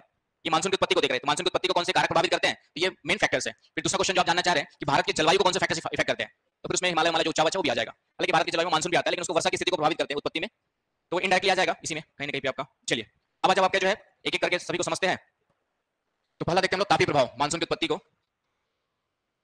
तो मानसून की उत्पत्ति में पहले तो एक लाइन लिख लीजिए, लिखिए एक लाइन, जितने फैक्टर्स लिखा हुआ है ना, उस फैक्टर्स के सबसे पहले उसके ऊपर ये लिखना है जो लिखवाने जा रहा हूं। लिखिए मानसून की उत्पत्ति, मानसून की उत्पत्ति, मानसून की उत्पत्ति किसी किसी एक कारक का, किसी एक कारक का परिणाम ना होकर, किसी एक कारक का परिणाम ना होकर कई कारकों का सम्मिलित, कई कारकों का सम्मिलित, कई कारकों का सम्मिलित परिणाम है, कई कारकों का सम्मिलित परिणाम है जो इस प्रकार है, जो इस प्रकार है। पहला पॉइंट। अब आ जाओ तापीय प्रभाव, थर्मल इफेक्ट। तो तापीय प्रभाव समझिए होंगे, ताप से संबंधित कुछ होगा, ताप से जुड़ा हुआ कुछ चीज होगी आपकी जो है। तो यहाँ पे मानसून की उत्पत्ति की सबसे पहले जो व्याख्या की थी, सबसे पहले मानसून की उत्पत्ति को जो बताया था हेली महोदय ने बताया था। सबसे पहले जो है मानसून की उत्पत्ति के बारे में बताने की कोशिश किसने की थी? आपका हेली ने।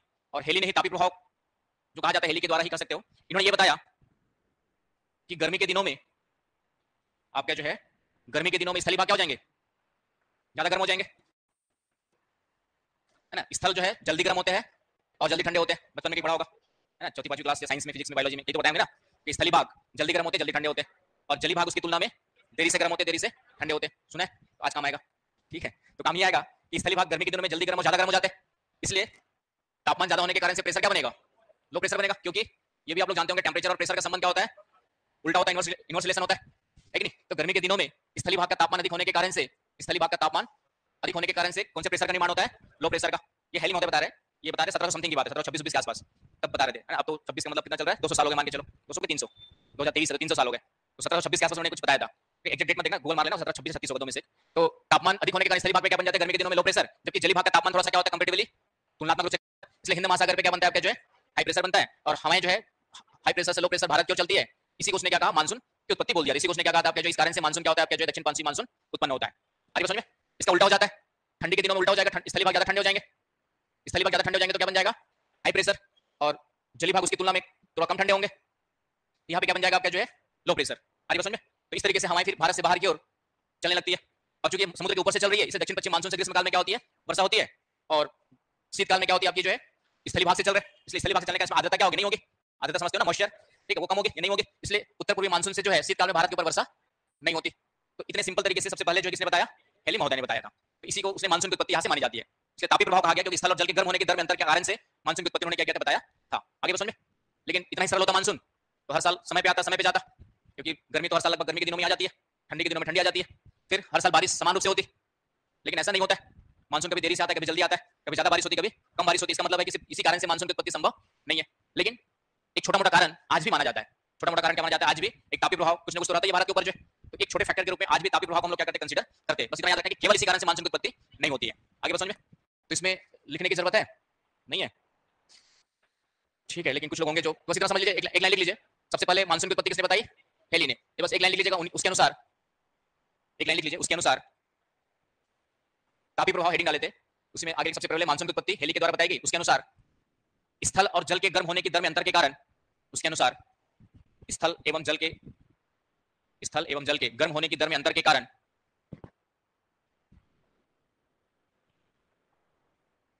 हाँ, स्थल और जल के गर्म एवं ठंडे होने की दर, जल के गर्म एवं ठंडे होने की दर में अंतर के कारण, ठंडे होने की दर में अंतर के कारण उच्च दाब एवं निम्न दाब, उच्च दाब एचपी एवं निम्न दाब की स्थिति में ग्रीष्मकाल एवं शीतकाल में परिवर्तन के कारण, ग्रीष्मकाल एवं शीतकाल में परिवर्तन के कारण हवाओं की दिशा में भी परिवर्तन हो जाता है, जिसे ही क्रमशः दक्षिण पश्चिम मानसून, जिसे ही क्रमशः दक्षिण पश्चिम मानसून एवं उत्तर पूर्वी मानसून कहा जाता है। छूट गया किसी का, पड़ोसियों की हेल्प ले लो भाई, लिखिए सभी लोग, छूट गया कुछ, हाँ छूटा, ग्रीष्मकाल एवं शीतकाल, ठीक है, निम्न दाब की स्थिति में ग्रीष्मकाल एवं शीतकाल में परिवर्तन होता है, जिससे वायु की दिशा में भी परिवर्तन हो जाता है, जिसे ही मानसून कहा जाता है, जिसे ही क्रमशः दक्षिण पश्चिम मानसून, जिसे ही क्रमशः दक्षिण पश्चिम मानसून एवं उत्तर पूर्वी मानसून कहा जाता है। और ये डायग्राम जरूर बनाना है, तभी तो काम चलेगा, ग्रीष्मकाल और शीतकाल, ये स्थिति डायग्राम की जो है, ज्योग्राफी में एक डायग्राम तो बनानी है, तभी नंबर मिलेंगे, ठीक है।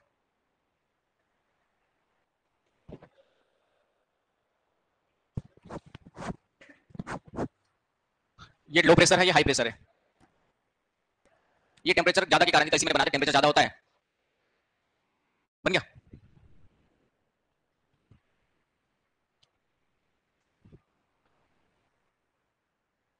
बन गया सबका,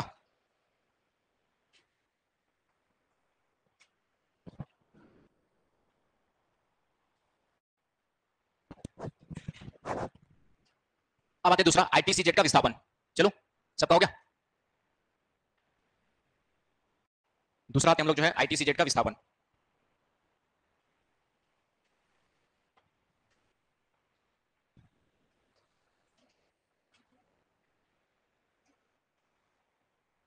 तो पहले तो समझेंगे आईटीसीजेड, फिर विस्थापन का मतलब क्या है। तो आईटीजेड का इंग्लिश में फुल फॉर्म क्या है, इंटर ट्रॉपिकल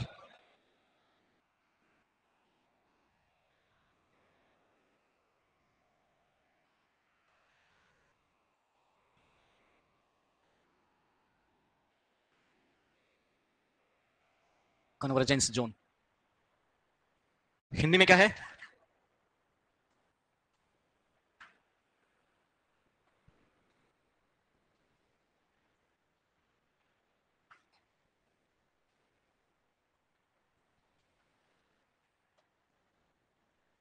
अंतः उष्ण कटिबंधीय अभिसरण क्षेत्र, हिंदी में है अंतः उष्ण कटिबंधीय अभिसरण क्षेत्र। पीछे वालों को दिख रहा है, सबसे पीछे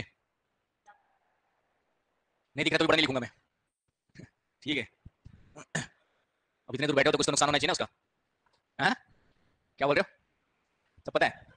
दुनिया में सुकरात का नाम सुना है, तो सुकरात ने ये कहा है कि दुनिया का ज्ञानी व्यक्ति वह है, आगे जानते होंगे तुम लोग, आजकल सोशल मीडिया का जमाना है, क्या है आगे नहीं जानते, कि दुनिया का ज्ञानी व्यक्ति वह है जो ये जानता है कि मैं कुछ नहीं जानता। तो जब कोई ये बोले कि सब कुछ जानता हूं तो दुनिया का सबसे गधा वही है। समझ गए ना? यदि कोई आपसे आगे पीछे ये बोले कि मैं सब कुछ जानता हूं, मुझे सब आता है, तो दुनिया का गधा व्यक्ति सबसे कौन है आपका जो है वही है। क्योंकि सुकरात जैसे महान ज्ञानी व्यक्ति का स्टेटमेंट है कि सुकरात अपने आप में ज्ञानी आज भी पढ़ते हैं उसको जो है, वो कहता है कि उसको किसी ने कहा कि तुम तो ज्ञानी व्यक्ति हो। सुकरात से किसी ने कहा कि तुम तो इतने बड़े ज्ञानी हो, तो तब उन्होंने स्टेटमेंट दिया कि सबसे बड़ा ज्ञानी यदि मैं हूं तो मैं इतना बड़ा ज्ञानी हूं कि मैं कुछ नहीं जानता। समझ गए ना? तो जो जानता है वो कुछ बोलता नहीं है, और जो नहीं जानता चिल्ला चिल्ला के, तो ये जो यूट्यूबर्स है, ठीक है, ये महाज्ञानी है। तो आज की डेट में यूट्यूबर्स चल रहे हैं ना भारी भारी, तो दुनिया के लगता है सब ज्ञान उनके पास में आ गया। और लिटरली बताऊं तो दिल्ली के जितने भी मैं सक्सेसफुल टीचर जानता हूं, जो बेस्ट टीचर्स माने जाते हैं अपने क्षेत्र में, एक विकास सर को छोड़ दो, विकास देवी कीर्ति, उनको छोड़ दो, ज्ञानी व्यक्ति है, ठीक है, लिटरली है, मतलब नॉलेज है उनके पास, एक सुलझे हुए पके। वो भी ज्ञानी व्यक्ति इसलिए है कि 25 सालों से वे पढ़ा रहे हैं, कितने सालों से पढ़ा रहे हैं, और खुद मैं पर्सनली जानता हूं उनसे, और वो आज भी उतना पढ़ते जितना तुम भी नहीं पढ़ते होंगे, है ना? आज भी उतना पढ़ते जितना कि तुम भी नहीं पढ़ते होंगे, इसलिए वो ज्ञानी, मतलब वो भी मानते कि मैं ज्ञानी नहीं हूं। उनका स्टेटमेंट देखा था कि उनको भी किसी ने ज्ञानी कहा था, विकास देवी कीर्ति सर को, तो उन्होंने ये स्टेटमेंट दिया था कि सुकरात जैसे महान ज्ञानी व्यक्ति का स्टेटमेंट ये है, तो मैं तो उसके सामने एक छोटा सा तुच्छ सा कीड़ा भी नहीं हूं। तो जो महाज्ञानी होते हैं, महाज्ञानी का मतलब जो वास्तव में ज्ञानी होते हैं, उसका स्टेटमेंट ये होता है। तो उनको छोड़ दो, तो बाकी जितने भी यूट्यूबर्स और टीचर्स है, मुझे नहीं लगता कि वो उस लेवल के टीचर्स है जिसको उतना हाईलाइट होना चाहिए। लेकिन यूट्यूब है, सोशल मीडिया का जमाना, तो सोशल मीडिया में कौन सी चीज कब चल जाती है, एक जावेद उर्फी टाइप के लोग भी होते हैं जो फेमस चलते रहते हैं, ठीक है, तो उसी टाइप से टीचिंग फील्ड में कुछ जावेद उर्फी लोग भी है ना, जिसको सोबाजी करके जो है, अब क्या होता है ना कि जो पब्लिक डिमांड है, पब्लिक क्या भीड़ है, भीड़ का कोई दिमाग होता नहीं है, भीड़ का कोई दिमाग नहीं होता है, भीड़ का दिमाग एक डायरेक्शन में चला गया तो पूरी भीड़ उसी डायरेक्शन में जाती है। तो सोशल मीडिया उसी का नाम है। तो एक्सेप्शनल एक आध दो को छोड़ दिया जाए तो दिल्ली में कोई भी जो बेस्ट टीचर माना जाता है वो कोई भी सोशल मीडिया में हाईलाइटेड नहीं है, एक्सेप्ट विकास देवी कीर्ति सर, ठीक है। तो वो मानता हूं उनके पास है उस लायक, उस लेवल के है कि वो जितनी इज्जत के दावेदार होते हैं उस लायक, उसको छोड़ करके बाकी को। चलिए एनीवे, तो अब आते हैं इंटर टॉपिकल कन्वर्जेंस जोन क्या होता है, कौन बताएगा आगे की चीजें? एक बड़ा सा गोला बना लो।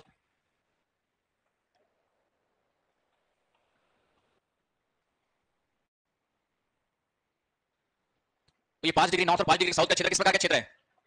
ठीक है, लो प्रेशर क्षेत्र है, जिसे डोलरम भी कहते हैं, क्योंकि सूर्य की किरणें यहां पर सालों भर वर्टिकल रहती है।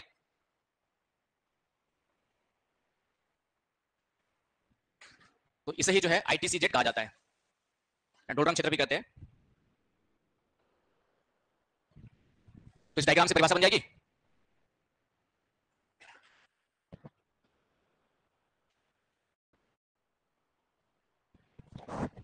बिहार में पहली बार आया हूं छत्तीसगढ़ से, दिल्ली में 22 साल गुजारे हैं, और लेकिन बिहार में मेरे कम से कम 400-500 बच्चे होंगे जो एसडीएम डीएसपी और नीचे की पोस्ट पे सिलेक्टेड होंगे। मुझसे दिल्ली में ज्योग्राफी ऑप्शनल, और एक मेरी ज्योग्राफी ऑप्शनल की सॉल्व पेपर चलता था, अब तो तुम्हारा ऑप्शनल वो कर दिया, ऑब्जेक्टिव कर दिया है, लेकिन उससे पहले बुक्स मेरी डिमांड में रहती थी, बिहार यूपी वाले खूब खरीदते थे, उसके कारण से थोड़ा बहुत मेरे को जो ज्योग्राफी में पहचान मिली थी। तो आज भी बिहार में 400-500 बच्चे होंगे जो मेरे ज्योग्राफी ऑप्शनल के थ्रू सिलेक्टेड होंगे, और उस बुक के लिए जब भी मेंस होता है तो ऑप्शन होता था तो जरूर मेरे पास उस बुक की डिमांड के लिए फोन आते रहते थे कि सर आपकी बुक नहीं मिल रही है। नाम तो ज्योग्राफी सॉल्व पेपर ही था, मेरा नाम कुमार ज्ञानेश है, ठीक है, तो इस नाम से बुक आती थी,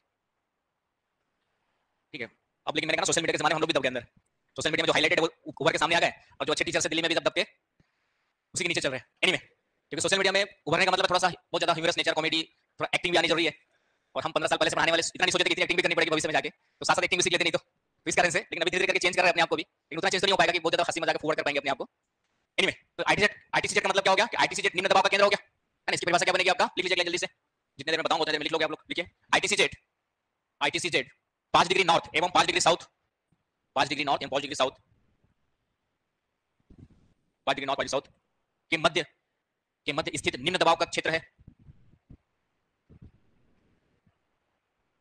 निम्न दबाव के मध्य स्थित निम्न दबाव का क्षेत्र है, जो सूर्य के उत्तरायण एवं सूर्य की दक्षिणायन स्थिति के कारण, सूर्य की उत्तरायण एवं सूर्य की दक्षिणायन स्थिति के कारण, या उत्तरायण दक्षिणायन स्थिति के साथ साथ करना के साथ साथ उत्तर एवं दक्षिण विस्थापित होते रहता है।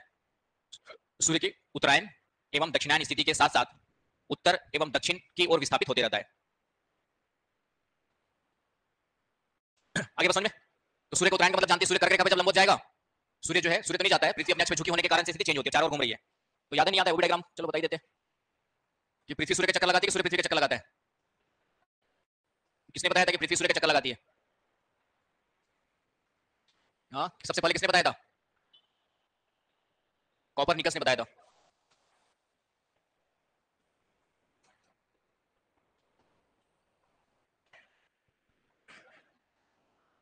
तो पृथ्वी जो है पश्चिम से पूर्व की ओर एंटी क्लॉकवाइज सूर्य का चक्कर लगाती है, राइट? तो ये डायग्राम याद होगा आप लोग को। तो इसी के कारण से आपका जो है, जो सूर्य की स्थिति है, कभी मकर रेखा पे लंबवत, ये तो आप जानते हैं 23.5 डिग्री नॉर्थ कर्क रेखा हो गई, मकर रेखा हो गई 0 डिग्री हो गई, तो ये मकर रेखा पे लंबवत हो गया।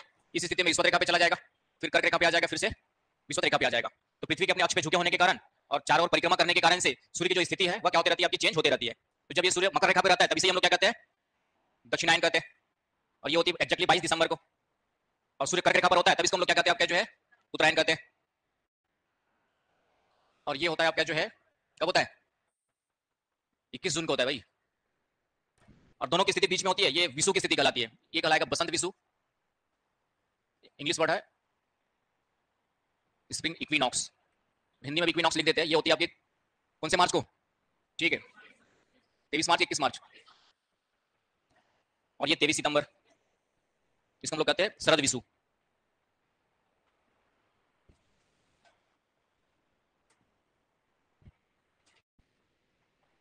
Autumn equinox.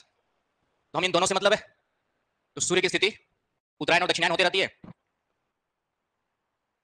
इस उत्तरायण और दक्षिणायन के कारण से आईटीसीजेड भी क्या होता है आपका उत्तर और दक्षिण शिफ्ट होते रहते हैं। इसे हम लोग क्या कहते हैं, आईटीसीजेड का विस्थापन कहते हैं। यह है बसंत विषु, नाम सुना नहीं सुना है, बसंत का तो सुना ही होगा, विषु का सुन लीजिए।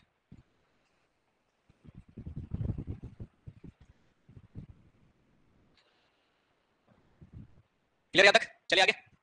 तो आईटीसीजेड का विस्थापन का मतलब समझ गए। आईटीसीजेड का विस्थापन का मतलब कि ये भी जो है, ये जो लो प्रेशर की स्थिति है, ये अक्षांश नहीं खिसकेगा। लो प्रेशर की स्थिति क्या होती रहती है आपका जो है, ये शिफ्ट होती रहती है उत्तर दक्षिण की ओर, क्या होती है आपकी शिफ्ट होती रहती है। सूर्य जब उत्तरायण चला गया कर्क रेखा के ऊपर, तो लो प्रेशर कहां बनेगा, यहां पे बनेगा। जब सूर्य मकर रेखा के ऊपर आ गया लंबवत, तब ये कहां पे बनेगा लो प्रेशर आपका जो है, मकर रेखा के पास बनेगा, मतलब साउथ में बनेगा। आगे बस समझे। इसे हम लोग क्या कहते हैं, आईटीसीजेड का विस्थापन कहते हैं। और आईटीसीजेड है क्या, लो प्रेशर है। अब इसका भारत पे क्या महत्व है उसको देखते हैं, भारत के ऊपर स्टेबलाइज करते हैं, राइट।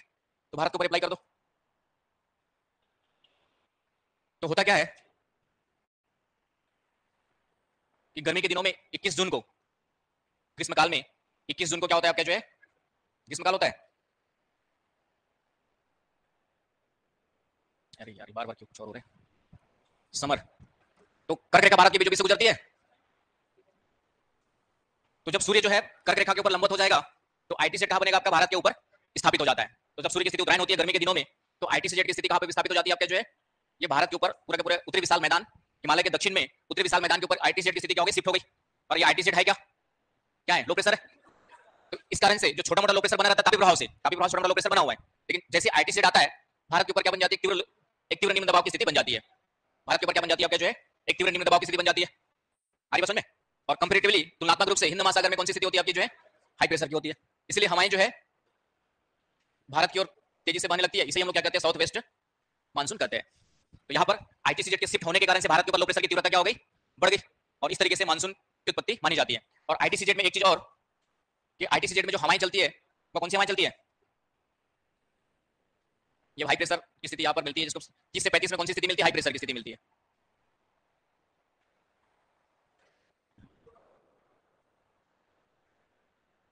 तो यहाँ पे कौन सी हवाएं चलती है, व्यापारिक हवाएं चलती है, राइट।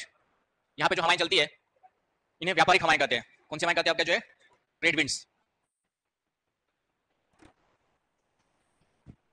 व्यापारिक हवाएं। और ये दक्षिण से चल, इसको दक्षिण पूर्व व्यापारिक हवाएं बोलेंगे, दक्षिण पूर्व व्यापारिक हवाएं। और ये उत्तर में जो आती है उसको हम लोग क्या कहेंगे आपका जो है, उत्तर पूर्व व्यापारिक हवाएं कहेंगे। इसको क्या कहेंगे हम लोग, उत्तर पूर्व व्यापारिक हवाएं। उत्तर पूर्व से चल इस कारण से। तो कहने का मतलब ये हुआ कि आईटीसीजेड की ओर कौन सी हवाएं चलती है आपका जो है, व्यापारिक हवाएं, उत्तर और दक्षिण दोनों गोलार्धों से। तो यहां तक किसी को कोई समस्या है तो बताएं, पहले तो नहीं है। चलिए आगे पीछे वालों, चलिए बना लिया वाला, तो समय बना लो।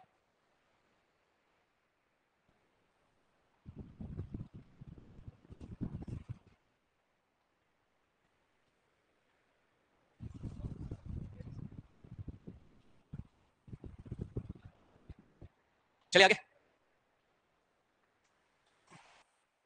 तो ये जो साउथ वेस्ट मानसून है, इनको ही जो है दक्षिण पूर्वी व्यापारिक हवाओं का विस्तार माना जाता है। तो ये दक्षिण पूर्वी जो व्यापारिक हवा यहाँ पे चल रही थी,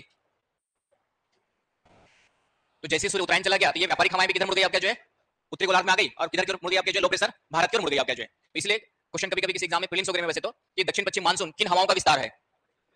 तो दक्षिण पश्चिम मानसून जो है, ये दक्षिण पूर्वी व्यापारिक हवाओं का क्या मानेंगे आप लोग जो है, विस्तार मानोगे। क्लियर। तो दक्षिण पूर्वी व्यापारिक हवाएं ही भारत के ऊपर क्या होती है, दक्षिण पश्चिम मानसून के रूप में प्रवाहित होने लगती है, इसे दक्षिण पश्चिम मानसून कहते हैं। क्लियर पॉइंट एकदम। तो ये हो गया आपकी गर्मी की ऋतु। व्यापारिक हवाएं पूरे पृथ्वी पर 3 प्रकार की हवाएं चलती है। कौन कौन सी है, फिर से एक बड़ा सा गोला बना लो, 5 से 5 तो रहेगा ही रहेगा।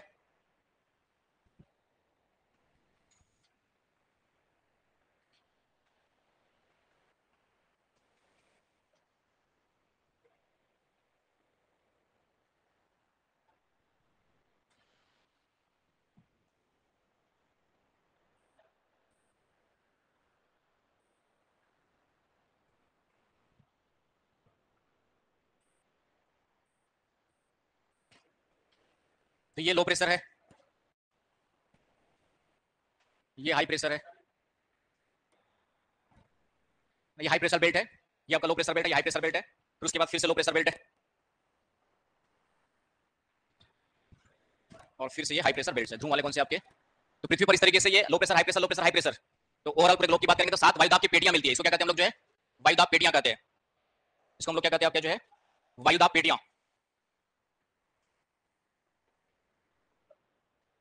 Clear point? और बाकी आप लोग जानते हैं हवाएं किधर से किधर चलती है, तो हाई प्रेशर से लो प्रेशर। तो इस तरीके से यहाँ पर हाई प्रेशर से लो प्रेशर की हवाएं चलती है, तो ये हो गई व्यापारिक हवाएं। ये कौन सी हवाएं हो गई आपकी जो है? व्यापारिक हवाएं, व्हाइट वाली। दूसरा आपका जो है, दूसरा जो है आपका इस हाई प्रेशर से इस लो प्रेशर की हवाएं चलेंगे, इसको कहते हैं पछवा हवाएं। इसको क्या कहते हैं हम लोग? तो दोनों गोलार्धों में चलेगी, यहां पर भी चलेगी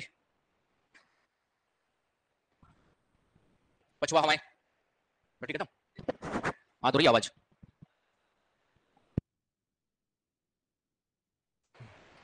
थैंक यू।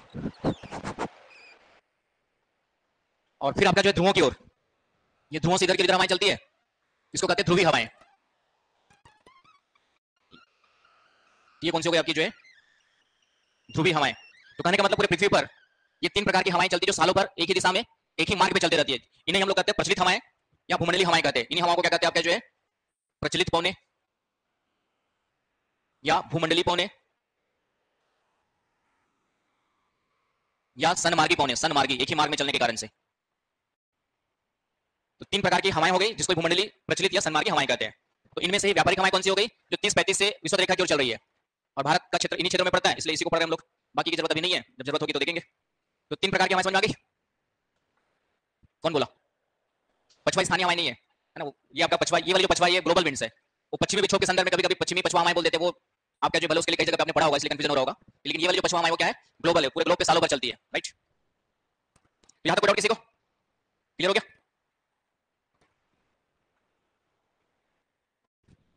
चलो आगे पीछे।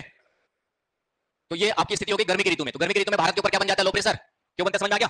और हिंद महासागर के ऊपर क्या बनता है? High pressure. तो 2 कारणों से बनता है, भारत के ऊपर तापमान की अधिकता के कारण से, और साथ ही साथ प्लस आईटीसी जेट के शिफ्ट हो जाने के कारण से भारत के ऊपर क्या बन जाता है? तीव्र लो प्रेशर बन जाता है, और उसकी तुलना में हिंद महासागर में हाई प्रेशर की स्थिति रहती है। और यही व्यापारिक दक्षिण पूर्वी व्यापारिक हवाएं है जो है, जब उत्तरायण स्थिति हो जाती है आईटीसी जेट की, ये उत्तर की ओर शिफ्ट होकर के भारत की ओर क्या होती है? प्रवाहित होने लगती है। इसे हम लोग क्या कहते हैं? दक्षिण पश्चिम मानसून कहते हैं। इसका उल्टा हो जाएगा शीतकाल में। इसका उल्टा हो जाएगा आपके जो है शीतकाल में। तो शीतकाल की स्थिति में आते हैं,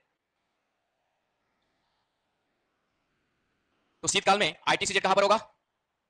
आईटीसी जेट दक्षिण में होगा, हिंद महासागर में होगा, दक्षिणी हिंद महासागर में मकर रेखा के पास। तो दक्षिणी हिंद महासागर में क्या बन गया आपका? लो प्रेशर बन गया है कि? तो और बाकी जो हवाएं फिर क्या हो जाएंगी आपके? भारत के ऊपर क्या बन जाता है? हाई प्रेशर बन जाता है, और हवाएं जो भारत की बाहर चलने लगती है, इसे हम लोग क्या कहते हैं? उत्तर पूर्वी मानसून कहते हैं। इसे हम लोग क्या कहते हैं आपके जो है? उत्तर पूर्वी मानसून कहते हैं, नॉर्थ ईस्ट मानसून कहते हैं। तो यहाँ पे आईटीसी जेट का रोल है कि आईटीसी जेट के भारत के ऊपर विस्थापित होने से भारत के ऊपर लो प्रेशर बन गया, हिंद महासागर में हाई प्रेशर। शीतकाल में इसका उल्टा हो गया, आईटीसी जेट कहां पर आ गया? हिंद महासागर पर, और भारत के ऊपर क्या बन गया? High pressure. और इसलिए हवाओं की दिशा क्या हो गई आपकी? रिवर्स हो गई, उल्टी हो गई, और इसीलिए मानसूनी हवाओं का रिवर्सल व्युत्क्रमण कहते हैं। शुद्ध हिंदी में इंग्लिश वर्ड रिवर्सल,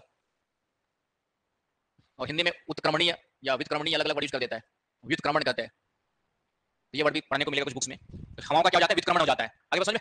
तो ये हो गया आईटीसी जेट का रोल। लेकिन इसमें भी कमी है। अब आईटीसी जेट जो है ये धोखा नहीं देता है। जैसे 21 जून सूर्य की स्थिति 21 जून के ऊपर आ जाएगी तो सूर्य धोखा नहीं देगा, है ना? पृथ्वी को चक्कर लगा रही तो अपने गति से बिना धोखा दी ईमानदारी से क्या करेगी? चक्कर लगा रही है। तो सूर्य 21 जून को करके पर आ ही जाएगा।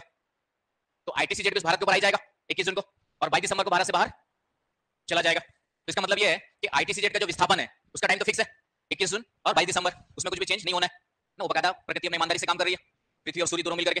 लेकिन इसके बावजूद भी यदि सिर्फ आईटीसी जेट से मानसून की उत्पत्ति होती, आईटीसी जेट से मानसून की उत्पत्ति होती, तो फिर से हर साल मानसून समय पे आता और समय पे क्या होता? वापस जाता। लेकिन ऐसा नहीं होता है, आप लोग भी जानते हैं, है ना? नहीं जानते होंगे तो जान ही जाओगे ज्योग्राफी पढ़ने के बाद कि मानसून कभी देरी से आता है, कभी जल्दी आता है। इसका मतलब है कि आईटीसी जेट के अलावा भी कोई ऐसा कारक है जो मानसून की उत्पत्ति को क्या कर रहा है? निर्धारित कर रहा है ना? क्योंकि आईटीसी जेट और तापमान पर ही निर्भर होता। इसके पहले पहला फैक्टर कौन सा पड़ा? तापमान। वो भी उसका भी संबंध सूर्य के उत्तरायण दक्षिणायन से है। गर्मी की ऋतु आएगी, स्थल ज्यादा गर्म हो जाएगा, आईटीसी जेट पे शिफ्ट हो गया, तो दोनों तो आपके हैं फिक्स, उनमें कोई भी गड़बड़ नहीं होना है। हमेशा 21 जून को गर्मी की ऋतु जो पूरी तरह से एक्सट्रीम गर्मी पे रहेगी आपकी जो, लेकिन उसके बावजूद मानसून देरी से मानसून जल्दी आता है। इसका मतलब क्या? कुछ और फैक्टर भी है, कभी ज्यादा बारिश कभी कम बारिश। तो फिर तीसरा फैक्टर जो निकाला गया वो कौन सा निकाला गया? Jet stream. आगे समझ में? तो इसकी आलोचना यही है कि केवल आईटीसी जेट पर मानसून एक लाइन लिख लीजिए इसकी कमी में आलोचना में। तो आईटीसी जेट का विस्थापन का समझ आ गया ना? लिख लेंगे ना आपका कि आईटीसी विस्थापन से किस तरीके से मानसून में परिवर्तन होता है। Clear point? एक लाइन आलोचना लिख लीजिए बस, या इसकी कमी लिख लीजिए, आईटीसी जेट सिद्धांत की कमी, है। इसको आईटीसी जेट सिद्धांत भी कहते हैं। तो कभी क्वेश्चन आ जाए कि मानसून की उत्पत्ति का आईटीसी जेट सिद्धांत क्या है, ये भी क्वेश्चन कभी बन सकता है कि मानसून की उत्पत्ति का आईटीसी जेट सिद्धांत। तो समझ के क्या लिखना है? अब इस सिद्धांत की कमी लिख लीजिए थोड़ा सा, इसकी कमी क्या है, इसका ड्रॉबैक्स। एक लाइन लिख लीजिए, यदि मानसून की उत्पत्ति केवल आईटीसी जेट के विस्थापन पर निर्भर होती तो प्रत्येक वर्ष मानसून समय से आता और समय से वापस जाता। लेकिन ऐसा नहीं होता है,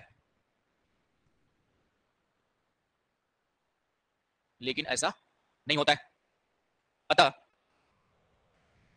आईटीसी जेट के अलावा भी अन्य कारक मानसून को निर्धारित करते हैं। क्लियर हो गया? तो ये तो हो गया आईटीसी जेट सिद्धांत। अब आते हैं जेट स्ट्रीम सिद्धांत में। जेट स्ट्रीम का क्या रोल होता है उसमें आप क्या जो है, तो नेक्स्ट हमारा है जेट स्ट्रीम सिद्धांत। लिख लो, जेट स्ट्रीम का मानसून पे प्रभाव। तो जेट स्ट्रीम सिद्धांत पूछेगा तो वही लिखना है, या जेट स्ट्रीम का मानसून पे क्या प्रभाव पड़ता है तो भी वही लिखना है जो भी पढ़ने जा रहे हैं। क्या हो गया? कोई कुछ बोल रहा है? कोई कुछ बोलना चाह रहा है, बोल रहा है तो बता दो भाई। मन ही मन में बात रखने से भावनाएं मेरे तक कैसे पहुंचेंगी? कोई भावनाएं है अंदर दिल में दबी हुई तो बता दो। नहीं है? चलिए, तो जेट स्ट्रीम क्या होती है सबसे पहले देखेंगे। बताओ जेट स्ट्रीम क्या होती है, कौन बताएगा? छोमंडल के ऊपर चलती है। छोमंडल किधर है भाई? चलिए ठीक है, तो आप लोग को पता है बहुत कुछ ज्योग्राफी। सर ने मुझे बता के भेजा कि इस बच्चे लोग को ज्योग्राफी कुछ भी नहीं आती है। ठीक है, लेकिन आप लोग को तो पता है। ठीक है, तो सर ने बोल के भेजा था कि कुछ भी नहीं आती पूरा, लेकिन आप लोग को बहुत कुछ पता है। नहीं पता है? कुछ पता है। चलिए, बहुत कुछ नहीं पता है तो ठीक है। पहली क्लास होती है इसलिए टीचर और स्टूडेंट एक दूसरे को जान जाए, है ना। हम लोग को ये जानना होता है कि आप लोग को कहाँ तक पता है, उसके अकॉर्डिंग फिर क्लास। तो सबसे निचला वाला मंडल कौन सा है आपका, जो है क्षोमंडल।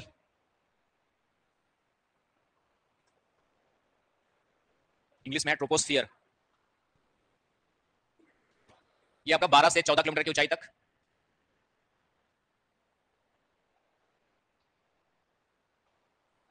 उसके ऊपर है समताप मंडल।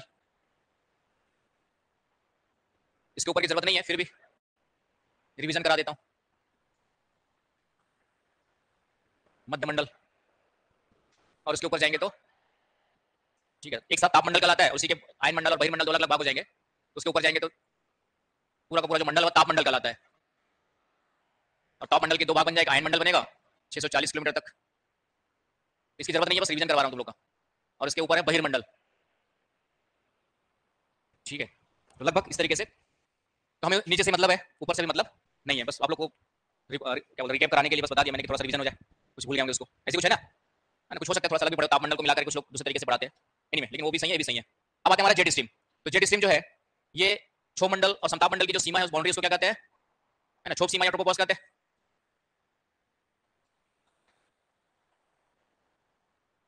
तो इस क्षोभ सीमा के निकट एक तीव्र वेग से पश्चिम से पूर्व की ओर इस तरीके से तीव्र हवाएं चलती है। इन्हें हम लोग क्या कहते हैं आपके जो है जेट स्ट्रीम कहते हैं। तो क्षोभ सीमा के निकट या क्षोभ मंडल के ऊपरी भाग में या समताप मंडल के नीचे वाले भाग में पश्चिम से पूर्व दिशा में तीव्र वेग से बहने वाली हवाओं को हम लोग क्या कहते हैं आपके जो है जेट स्ट्रीम कहते हैं। तो डायग्राम से परिभाषा बन जाएगी ना भाई, डायग्राम से सब कुछ नहीं लिखना है, बस कहां पे बहती है, क्षोभ सीमा के निकट। क्षोभ सीमा के निकट इतना लिखोगे काम चल जाएगा। प्लस जोड़ देना, क्या डायरेक्शन कौन सी बहती है, पश्चिम से पूर्व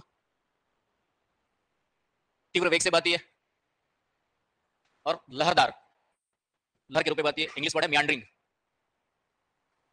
मियांडरिंग विंड्स। तो तीव्र वेग से चलने वाली लहरदार हवाओं को क्या कहते हैं हम लोग जो है जेट स्ट्रीम कहते हैं।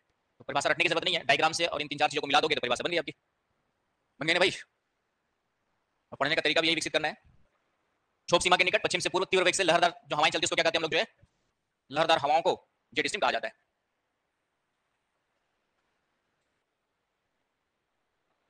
लहरदार का मतलब इंग्लिश वर्ड है मियांडरिंग, मियांडरिंग, लहराते बल खाते, उसको मियांडरिंग बोलते हैं। समझ गए ना। नदी भी जो है इस तरीके से कई जगह पे मैदानी भागों में चलती है, उसको मियांडरिंग रिवर्स बोलते हैं। हाँ, साफ चलता है ना, तो मियांडरिंग हो गया आपके जो है। तो परिभाषा बन गई, जेट स्ट्रीम क्या समझ में आ गया। अब इसका मानसून पे क्या रोल है उसको समझेंगे। हाँ, ये नहीं उतना ऊंच नहीं चलती है, ये आपका जो है ऊपरी मैक्सिमम 16-18 किलोमीटर तक रहेगी और नीचे जो है 6 किलोमीटर तक इसका विस्तार हो सकता है, क्योंकि लहरदार चल रही है। तो लहरदार होने के कारण से इसका जो विस्तार है नीचे नीचे के जो विस्तार है इस तरीके से वह 6 से 18 किलोमीटर के बीच में चलती है, कर सकते हो। क्लियर? हाँ, लिखिए इतनी मेहनत करके लिखा मैंने, 3-4 पॉइंट बेकार के मेरी, लिखवाई देते पहले, लिख लो। नीचे 6 किलोमीटर तक इसका प्रभाव रहेगा, नीचे तक ऐसे विस्तारित होगी ना, धरातल तक नहीं आएगी, सिर्फ आएगी तो 6 किलोमीटर तक ही, ये नीचे 6 किलोमीटर तक इसका विस्तार देखा गया है, ऊपर 18, तो 6 से 18 के बीच में, धरातल तक नहीं आएगी, राइट। तो लिख लीजिए इसको, लिखा जल्दी लिखिए, क्षोभ सीमा के निकट, जिसने परिभाषा नहीं लिखी लिख लो, क्षोभ सीमा के निकट, पश्चिम से पूर्व, क्षोभ सीमा के निकट पश्चिम से पूर्व, तीव्र वेग से चलने वाली लहरदार पवनों को जेट स्ट्रीम कहा जाता है। सब तो लिख दिया था मैंने वैसे, लेकिन अलग अलग आत्माएं हैं तो सब की अपनी अपनी डिमांड है। क्लियर हो गया? अब इसका मानसून पे इम्पैक्ट देखेंगे हम लोग। तो पूरे पृथ्वी पर जो है,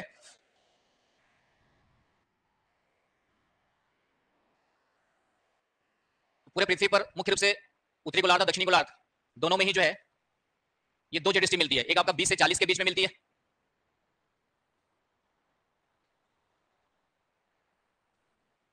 इसको कहते हैं पश्चिमी उपोष्ण जेट स्ट्रीम, पश्चिमी उपोष्ण जेट कहते हैं। और ये जो चलती है आपका 45 से 65 या 65 से 75 कर लो,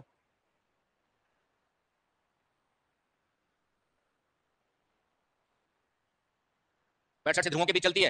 इसको हम लोग कहते हैं ध्रुवीय वाताग्र जेट, पोलर फ्रंट जेट कहते हैं। तो पूरे ग्लोब पर सालों भर ये 2 ऊपर और 2 दक्षिणी गोलार्ध में 4 जेट स्ट्रीम मिलती है, मतलब 2 मुख्य जेट स्ट्रीम हो गई, एक पश्चिमी उपोष्ण जेट स्ट्रीम और दूसरा आपका ध्रुवीय वाताग्र जेट स्ट्रीम, ठीक है, ध्रुवीय वाताग्र। तो हमें सिर्फ इससे मतलब होगा, क्योंकि उसकी जरूरत नहीं पड़ेगी, भारत की स्थिति कहां पर है, 37 डिग्री 6 मिनट तक है आपका जो है, तो भारत 40 डिग्री के नीचे अंदर आ जाएगा, इसलिए भारत को कौन सी जेट स्ट्रीम प्रभावित करती है, तो ये पश्चिमी उपोष्ण जेट स्ट्रीम प्रभावित करती है। कैसे करती है देखेंगे, है ना। उस जेट स्ट्रीम का रोल नहीं होता है, इसका प्रभाव भारत की जलवायु पर डायरेक्टली नहीं पड़ता है, इनडायरेक्टली तो पूरे ग्लोब की जलवायु आपस में जुड़ी हुई होती है। आ रहा है बस समझ में, मेरे साथ साथ चल पा रहे हो ना, समझ पा रहे हो ना भाई। मतलब ये मानसून सबसे टफ टॉपिक से स्टार्ट किया मैंने, ताकि धीरे धीरे करके मानसून समझ गए तो बाकी समझ ही जाओगे, ठीक है। और कोई भी क्वेश्चन आएगा तो इससे बाहर नहीं आएगा, उसी को कैसे लिखना है वो भी थोड़ा समझना जरूरी है। लास्ट में क्वेश्चन लिखवा दूंगा, याद दिला देना, जब टॉपिक खत्म हो जाएगा तो मुझे रिमाइंड करवा देना मेंस के हिसाब से क्या क्वेश्चन बन सकते हैं, है ना, तो आपको लिखवा दूंगा, और जो लिखवाऊंगा उसका आंसर इनमें से निकलेगा। तो कहने का मतलब ये हुआ कि जेट स्ट्रीम क्या होती है समझ में आ गया आप लोग को, और जेट स्ट्रीम में से कौन सी जेट स्ट्रीम का मुख्य प्रभाव रहेगा, तो आपका कौन सा हो गया, पश्चिमी उपोष्ण जेट स्ट्रीम का। अब कैसे प्रभावित करती है उसमें आते हैं। तो ये जेट स्ट्रीम 3 डायमेंशनल होती है, 3 डायमेंशनल समझ गए, लंबाई चौड़ाई और मोटाई तीनों होती है। जेट स्ट्रीम जो है त्रिविमी होती है, 3 डायमेंशनल। समझ गए 3 डायमेंशनल क्या होता है, मैं कौन से डायमेंशनल में दिख रहा हूं, 3D, अब तो 5D 4D 6D 7D क्या क्या भी आ गया, 7D तक आ गया शायद, हाँ 11D आ गया, हाँ पता नहीं, मुझे लगता है 60 70 कुछ, मेरा 11 साल का बेटा है वो कुछ इस टाइप से रिसर्च करते रहते बताते रहते हैं, जापान में 70 कुछ चल बता रहे थे मुझे, तो 70, हाँ 3D तो जानते हैं हम लोग, है ना, 3D मूवी देखा हुआ, उसके बाद 45D, हाँ वो जैसे कोई सोशल मीडिया पे आया था ना कि शेर ऐसा लगा तुम्हारे ऊपर कूदने वाला है, ऊपर एक एडवर्टाइजमेंट चल रहा था सोशल मीडिया में, देखा था वो शायद होगा 45D वाला। चलिए ये 3D है, ठीक है, लेकिन आप लोग को 2D दिखाई दे रहा होगा, तो 2D को ध्यान रख लेना है। अब यहाँ पे देखिए जेट स्ट्रीम इस तरीके से चल रही है आपके जो, तो जब जेट स्ट्रीम और ये हमारे ऊपर सतह के ऊपर चल रही है, तो ये आपका वायुमंडल में चल रही है, लेकिन इस तरीके से लहरदार चल रही है। तो होता क्या है कि जेट स्ट्रीम का ये वाला भाग है ना, जो हमारे नीचे बैठ रही है, तो यहाँ पे नीचे बैठ रही है, यहाँ पे कोई आदमी खड़ा होगा तो उसको प्रेशर ज्यादा फील होगा कि कम फील होगा, और एक आदमी यहाँ पे खड़ा है इसके नीचे, तो दोनों में प्रेशर का डिफरेंस होगा कि इसके ऊपर हमारे नीचे बैठ रही है तो इसको ज्यादा प्रेशर फील होगा, और यहाँ पे हमारे ऊपर की ओर उठ रही है जिसको कम प्रेशर फील होगा। तो होता क्या है कि इस जेट स्ट्रीम के इस भाग को हम लोग कहते हैं जेट स्ट्रीम का अवतलन वाला भाग बोल देते हैं, जेट स्ट्रीम का अवतलन क्षेत्र या अभिसरण क्षेत्र, कोई भी वर्ड यूज कर सकते हैं हम लोग। अवतलन, अवतलन मतलब नीचे बैठने वाला भाग,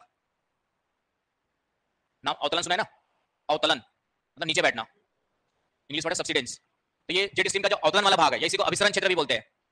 जेट स्ट्रीम का अभिसरण, अभिसरण का मतलब कन्वर्ज करना, नीचे की ओर कन्वर्ज कर रही है। तो दोनों में से कोई भी वर्ड यूज कर सकते हैं कि जेट स्ट्रीम का अवतलन या अभिसरण क्षेत्र के नीचे यहाँ पे क्या बनेगा, आपका हाई प्रेशर बनेगा, और जेट स्ट्रीम का ये जो ऊपर उठने वाला भाग है इसको कहते हैं अपसरण क्षेत्र, या जेट स्ट्रीम का उत्थान वाला क्षेत्र, उत्थान वाला क्षेत्र। तो यहाँ पे क्या बनेगा आपका, इसके नीचे यहाँ पर क्या बनेगा आपका जो है लो प्रेशर बनेगा, और यहाँ पे इसके क्या बनेगा आपका हाई प्रेशर बनेगा। आगे बात समझे कि चल तो ऊपर रही वायुमंडल में, लेकिन धरातल के ऊपर कहीं पर हाई प्रेशर बनाती है, कहीं पर लो प्रेशर बनाती है।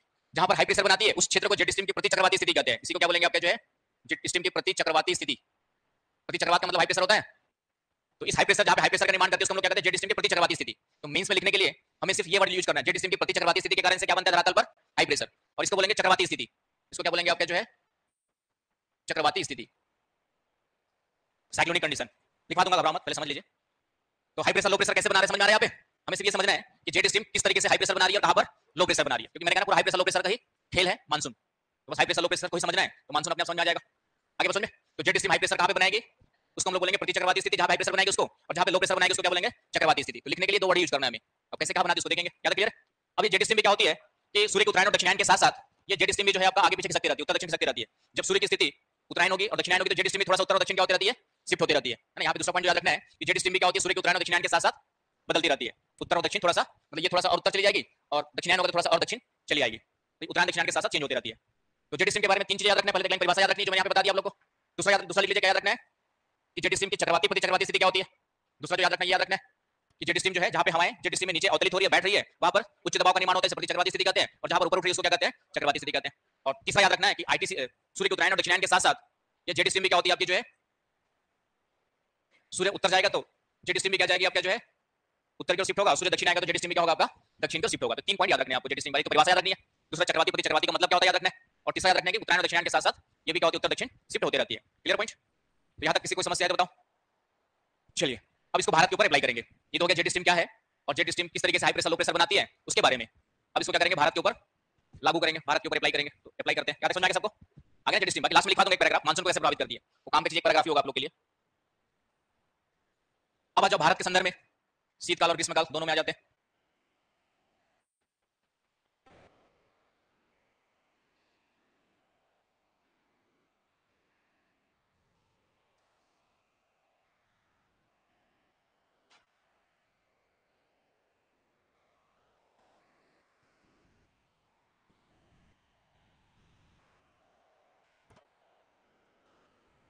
अब देखिए ग्रीष्मकाल में क्या होता है, जब सूर्य उत्तरायण चला गया तो वो पश्चिमी को जेट स्ट्रीम कहां से कहां तक है आपका जो है 20 से 40, और भारत की स्थिति कहां पर है उत्तर में, है ना 40 के आसपास ही है। तो ये 20 से 40 के बीच में यहाँ पे भर रही है। नॉर्मल टाइम में कहां पे भर रही है आपका जो 20 से 40 के बीच में, यहाँ पे इसके बीच में भारत के ऊपर विद्यमान है नॉर्मल समय में। लेकिन ग्रीष्मकाल में सूर्य कहां जाता है, उत्तर चला जाता है। ये थोड़ा सा और उत्तर हो जाएगी, थोड़ा सा क्या हो जाएगी जेट स्ट्रीम जो है आपका थोड़ा सा उत्तर चली जाएगी। तो ऐसी स्थिति में क्या होगा उसको देखते हैं।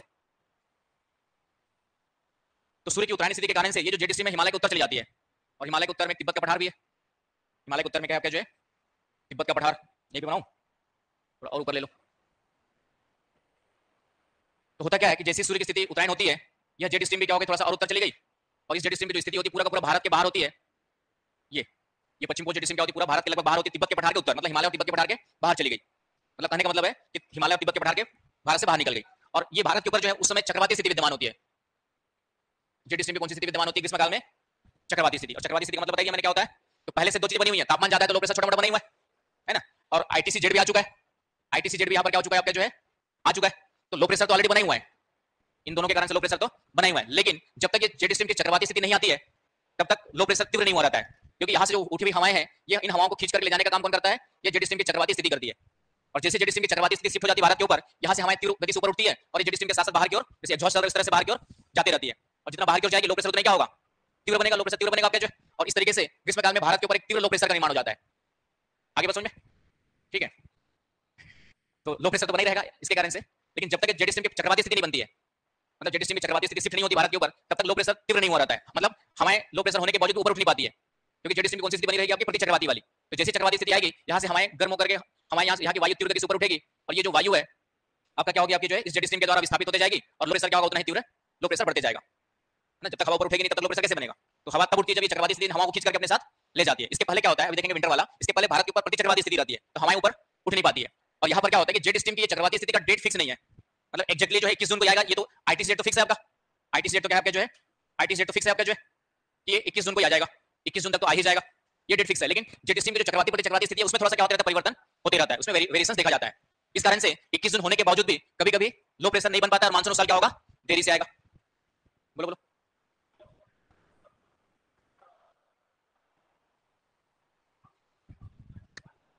तिब्बत के पठार का एक अलग रोल है, उसका हम लोग अलग से टाइप का पढ़ लिखा है मैंने आप लोग को जो तिब्बत के पठार के गर्म होने का रोल अलग है। यहाँ पे किसका रोल देख रहे हैं हम लोग जेट स्ट्रीम का, कि जेट स्ट्रीम का जब तक जेट स्ट्रीम की चक्रवाती स्थिति भारत के ऊपर नहीं बनेगी तब तक भारत के ऊपर तीव्र लो प्रेशर नहीं बनेगा और मानसूनी हवाएं भारत में नहीं आएंगी।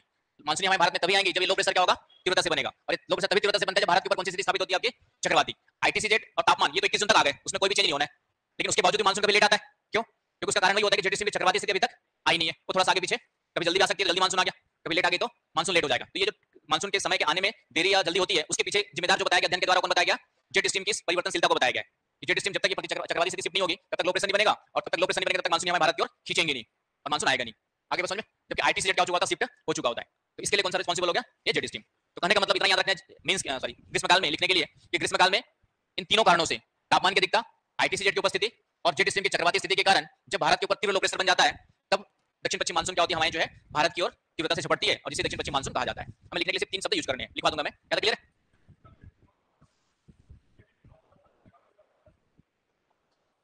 देखो जेट स्ट्रीम तो बना रहेगा, जेट स्ट्रीम 24/7 आवर्स हमेशा बना रहता है।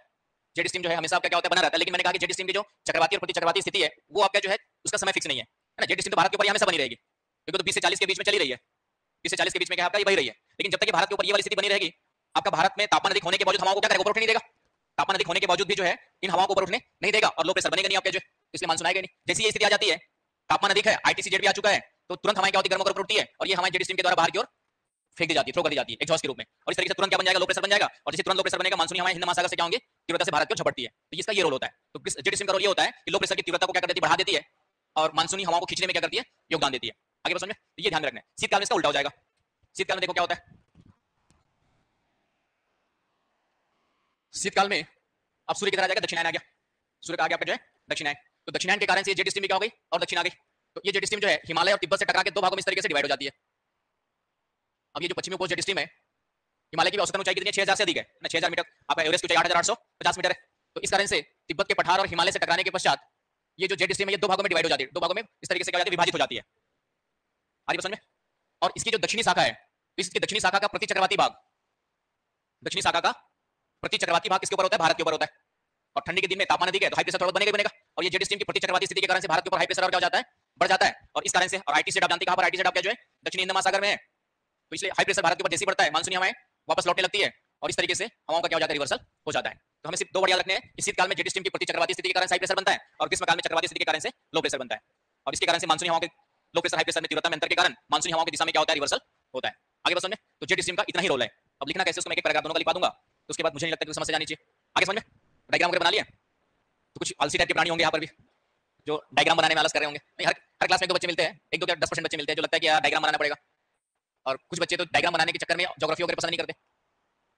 लेकिन एग्जाम में जितना डायग्राम बनाओगे उतने सिलेक्शन की संभावना ज्यादा रहती है। हर चीज में डायग्राम, जहाँ पे आपको लगता है कुछ रिप्रेजेंटेशन अच्छे से कर सकते हो डायग्राम बना के, फ्लो चार्ट बना के, उतने ही वहाँ पे 1-2 मार्क्स आपके क्या होंगे, बढ़ते जाएंगे, है ना। जैसे सलाद, गाजर, मूली, टमाटर और जो भी ले लो, उसी को ऐसी सामान्य होटल में जाओगे तो एक साथ मिला के परोस देते हैं, आपको फ्री में मिल जाता है। सप्लीमेंट क्या बोलते हैं, सप्लीमेंट बोलते क्या बोलते हैं ना, खाने का सप्लीमेंट देते हैं ना, गाजर, मूली, सलाद, प्याज काट के, और उसी को बकायदा सजा सजा के पेश करते हैं। तो उसका रेट कितना हो जाता है, नॉर्मल से नॉर्मल होटल में 100 रुपये हो जाता है। दोनों में क्या अंतर है, बस अच्छे से काट करके डिजाइनिंग के साथ उसको क्या किया, रिप्रेजेंट किया गया है। बस अंतर किसका, प्रेजेंटेशन का। एक ने सब कुछ मिला के आपको परोस दिया, इसकी वैल्यू 0 हो गई, फ्री में मिल जाता है आपको। होता नहीं होता है, कुछ होटल में फ्री में मिलता है ना, खाने जाओगे सामान्य होटलों में, और उसी को जब सजा के पेश करते हैं तो उसकी प्रेजेंटेशन चेंज हुआ, ककड़ी वही है, खीरा वही है, प्याज वही है, टमाटर वही है। हो सकता है वो क्वालिटी थोड़ा सा इंप्रूवमेंट हो सकता है, लेकिन उसका रेट कितना हो जाता है, 100 रुपये। तो वही आंसर में भी है, एक ने लिख तो दिया सब कुछ, लेकिन सब कुछ कहाँ किधर किधर लिखा पता ही नहीं, और एक ने बकायदा जो है अच्छे से सजा के लिखा हुआ है। तो नंबर दोनों में किसको ज्यादा मिलेगा, बस इतना ही अंतर है। मेंस में लिखना भी है और अच्छे से सजा करके भी लिखना है, सामने वाले को परेशान नहीं होना पड़े आपका आंसर चेक करने के लिए। जितना परेशान होगा उतना नंबर क्या करेगा, काटेगा। उसको कम परेशान करोगे तो नंबर कम काटेगा, ज्यादा नंबर देगा। तो बना लिया, चलिए 1 मिनट लिखवाता हूँ। चलिए लिखिए अब, जेट मानसून पर जेट स्ट्रीम का प्रभाव पूछे, जेट स्ट्रीम का सिद्धांत पूछे तो वही लिखना है, लिखिए। थोड़ा सा जेट स्ट्रीम के बारे में शुरुआत में समझा देना, जेट स्ट्रीम क्या होती है, और ये वाला डायग्राम एक बना के हाई प्रेशर लो प्रेशर कैसे बनता है, उतना बस टाइम है तो नहीं लिखेंगे तो भी यहाँ से लिखना है। तो लिखिए, ग्रीष्मकाल में ग्रीष्मकाल में ग्रीष्मकाल में भारत के ऊपर तापमान की अधिकता भारत के ऊपर तापमान की अधिकता, कॉमा, आईटीसी जेट की उपस्थिति एवं पश्चिमी उपोष्ण जेट स्ट्रीम के उपोष्ण सब ट्रॉपिकल कहते हैं, पश्चिमी उपोष्ण जेट स्ट्रीम के चक्रवाती स्थिति की विद्यमानता के कारण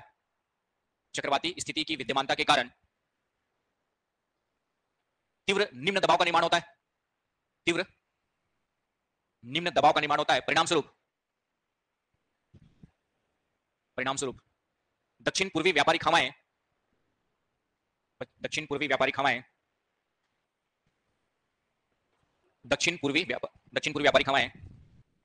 कॉमा लगा के दक्षिण पश्चिम मानसूनी हवाओं के रूप में तीव्रता से भारत की ओर प्रवाहित होने लगती है, प्रवाहित होने लगती है, जिसे ही ग्रीष्मकालीन दक्षिण पश्चिम मानसून कहा जाता है, जिसे ही ग्रीष्मकालीन दक्षिण पश्चिम मानसून कहा जाता है।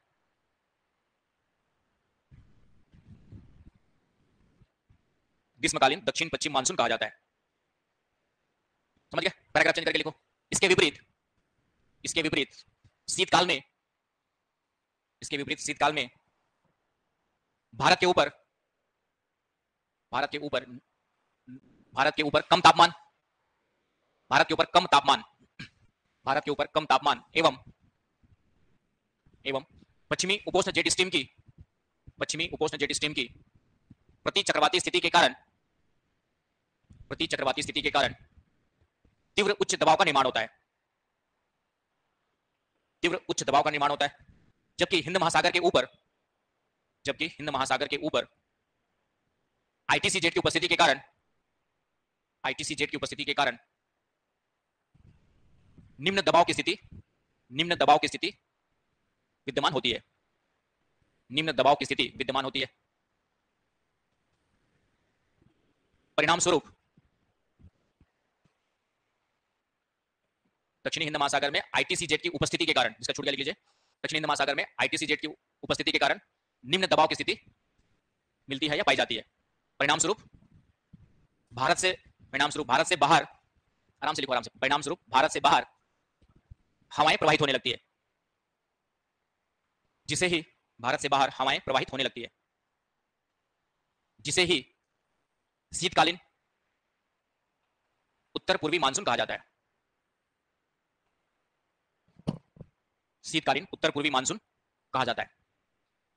आगे बस समझ में? तो ये जो मैंने लिखा है अभी, ये सबको मिला के तीनों पॉइंट, जो मुख्य पहले 3 कारक लिखे थे हमने, मानसून की उत्पत्ति में 3 मुख्य कारक है जो मानसून की उत्पत्ति को क्या कर रहे हैं, निर्धारित कर रहे हैं कि मानसून गर्मी के दिनों में हवाएं दक्षिण पश्चिम से उत्तर पूर्व क्यों चल रही है और शीतकाल में हवाएं उत्तर पूर्व से दक्षिण पश्चिम क्यों चल रही है। इन तीनों कारकों का मुख्य प्रभाव रहता है, जिसके कारण से हवाओं की दिशा में क्या होता है, आपका रिवर्सल होता है, कि हाई प्रेशर लो प्रेशर की स्थिति क्या होती है, तीनों कारणों से परिवर्तित होती है, रिवर्स होती है। आगे समझ में? तो ये हो गया आपका मानसून की उत्पत्ति पूछेगा तो पहले इसे स्टार्ट करना है कि किस तरीके से, पहले फैक्टर बता दिए, बाकी तो सिर्फ बीच में समझाने के लिए कैसे क्या होता है ना, चक्रवाती स्थिति क्या होती है, चक्रवाती स्थिति क्या होती है, सब समझाने के लिए।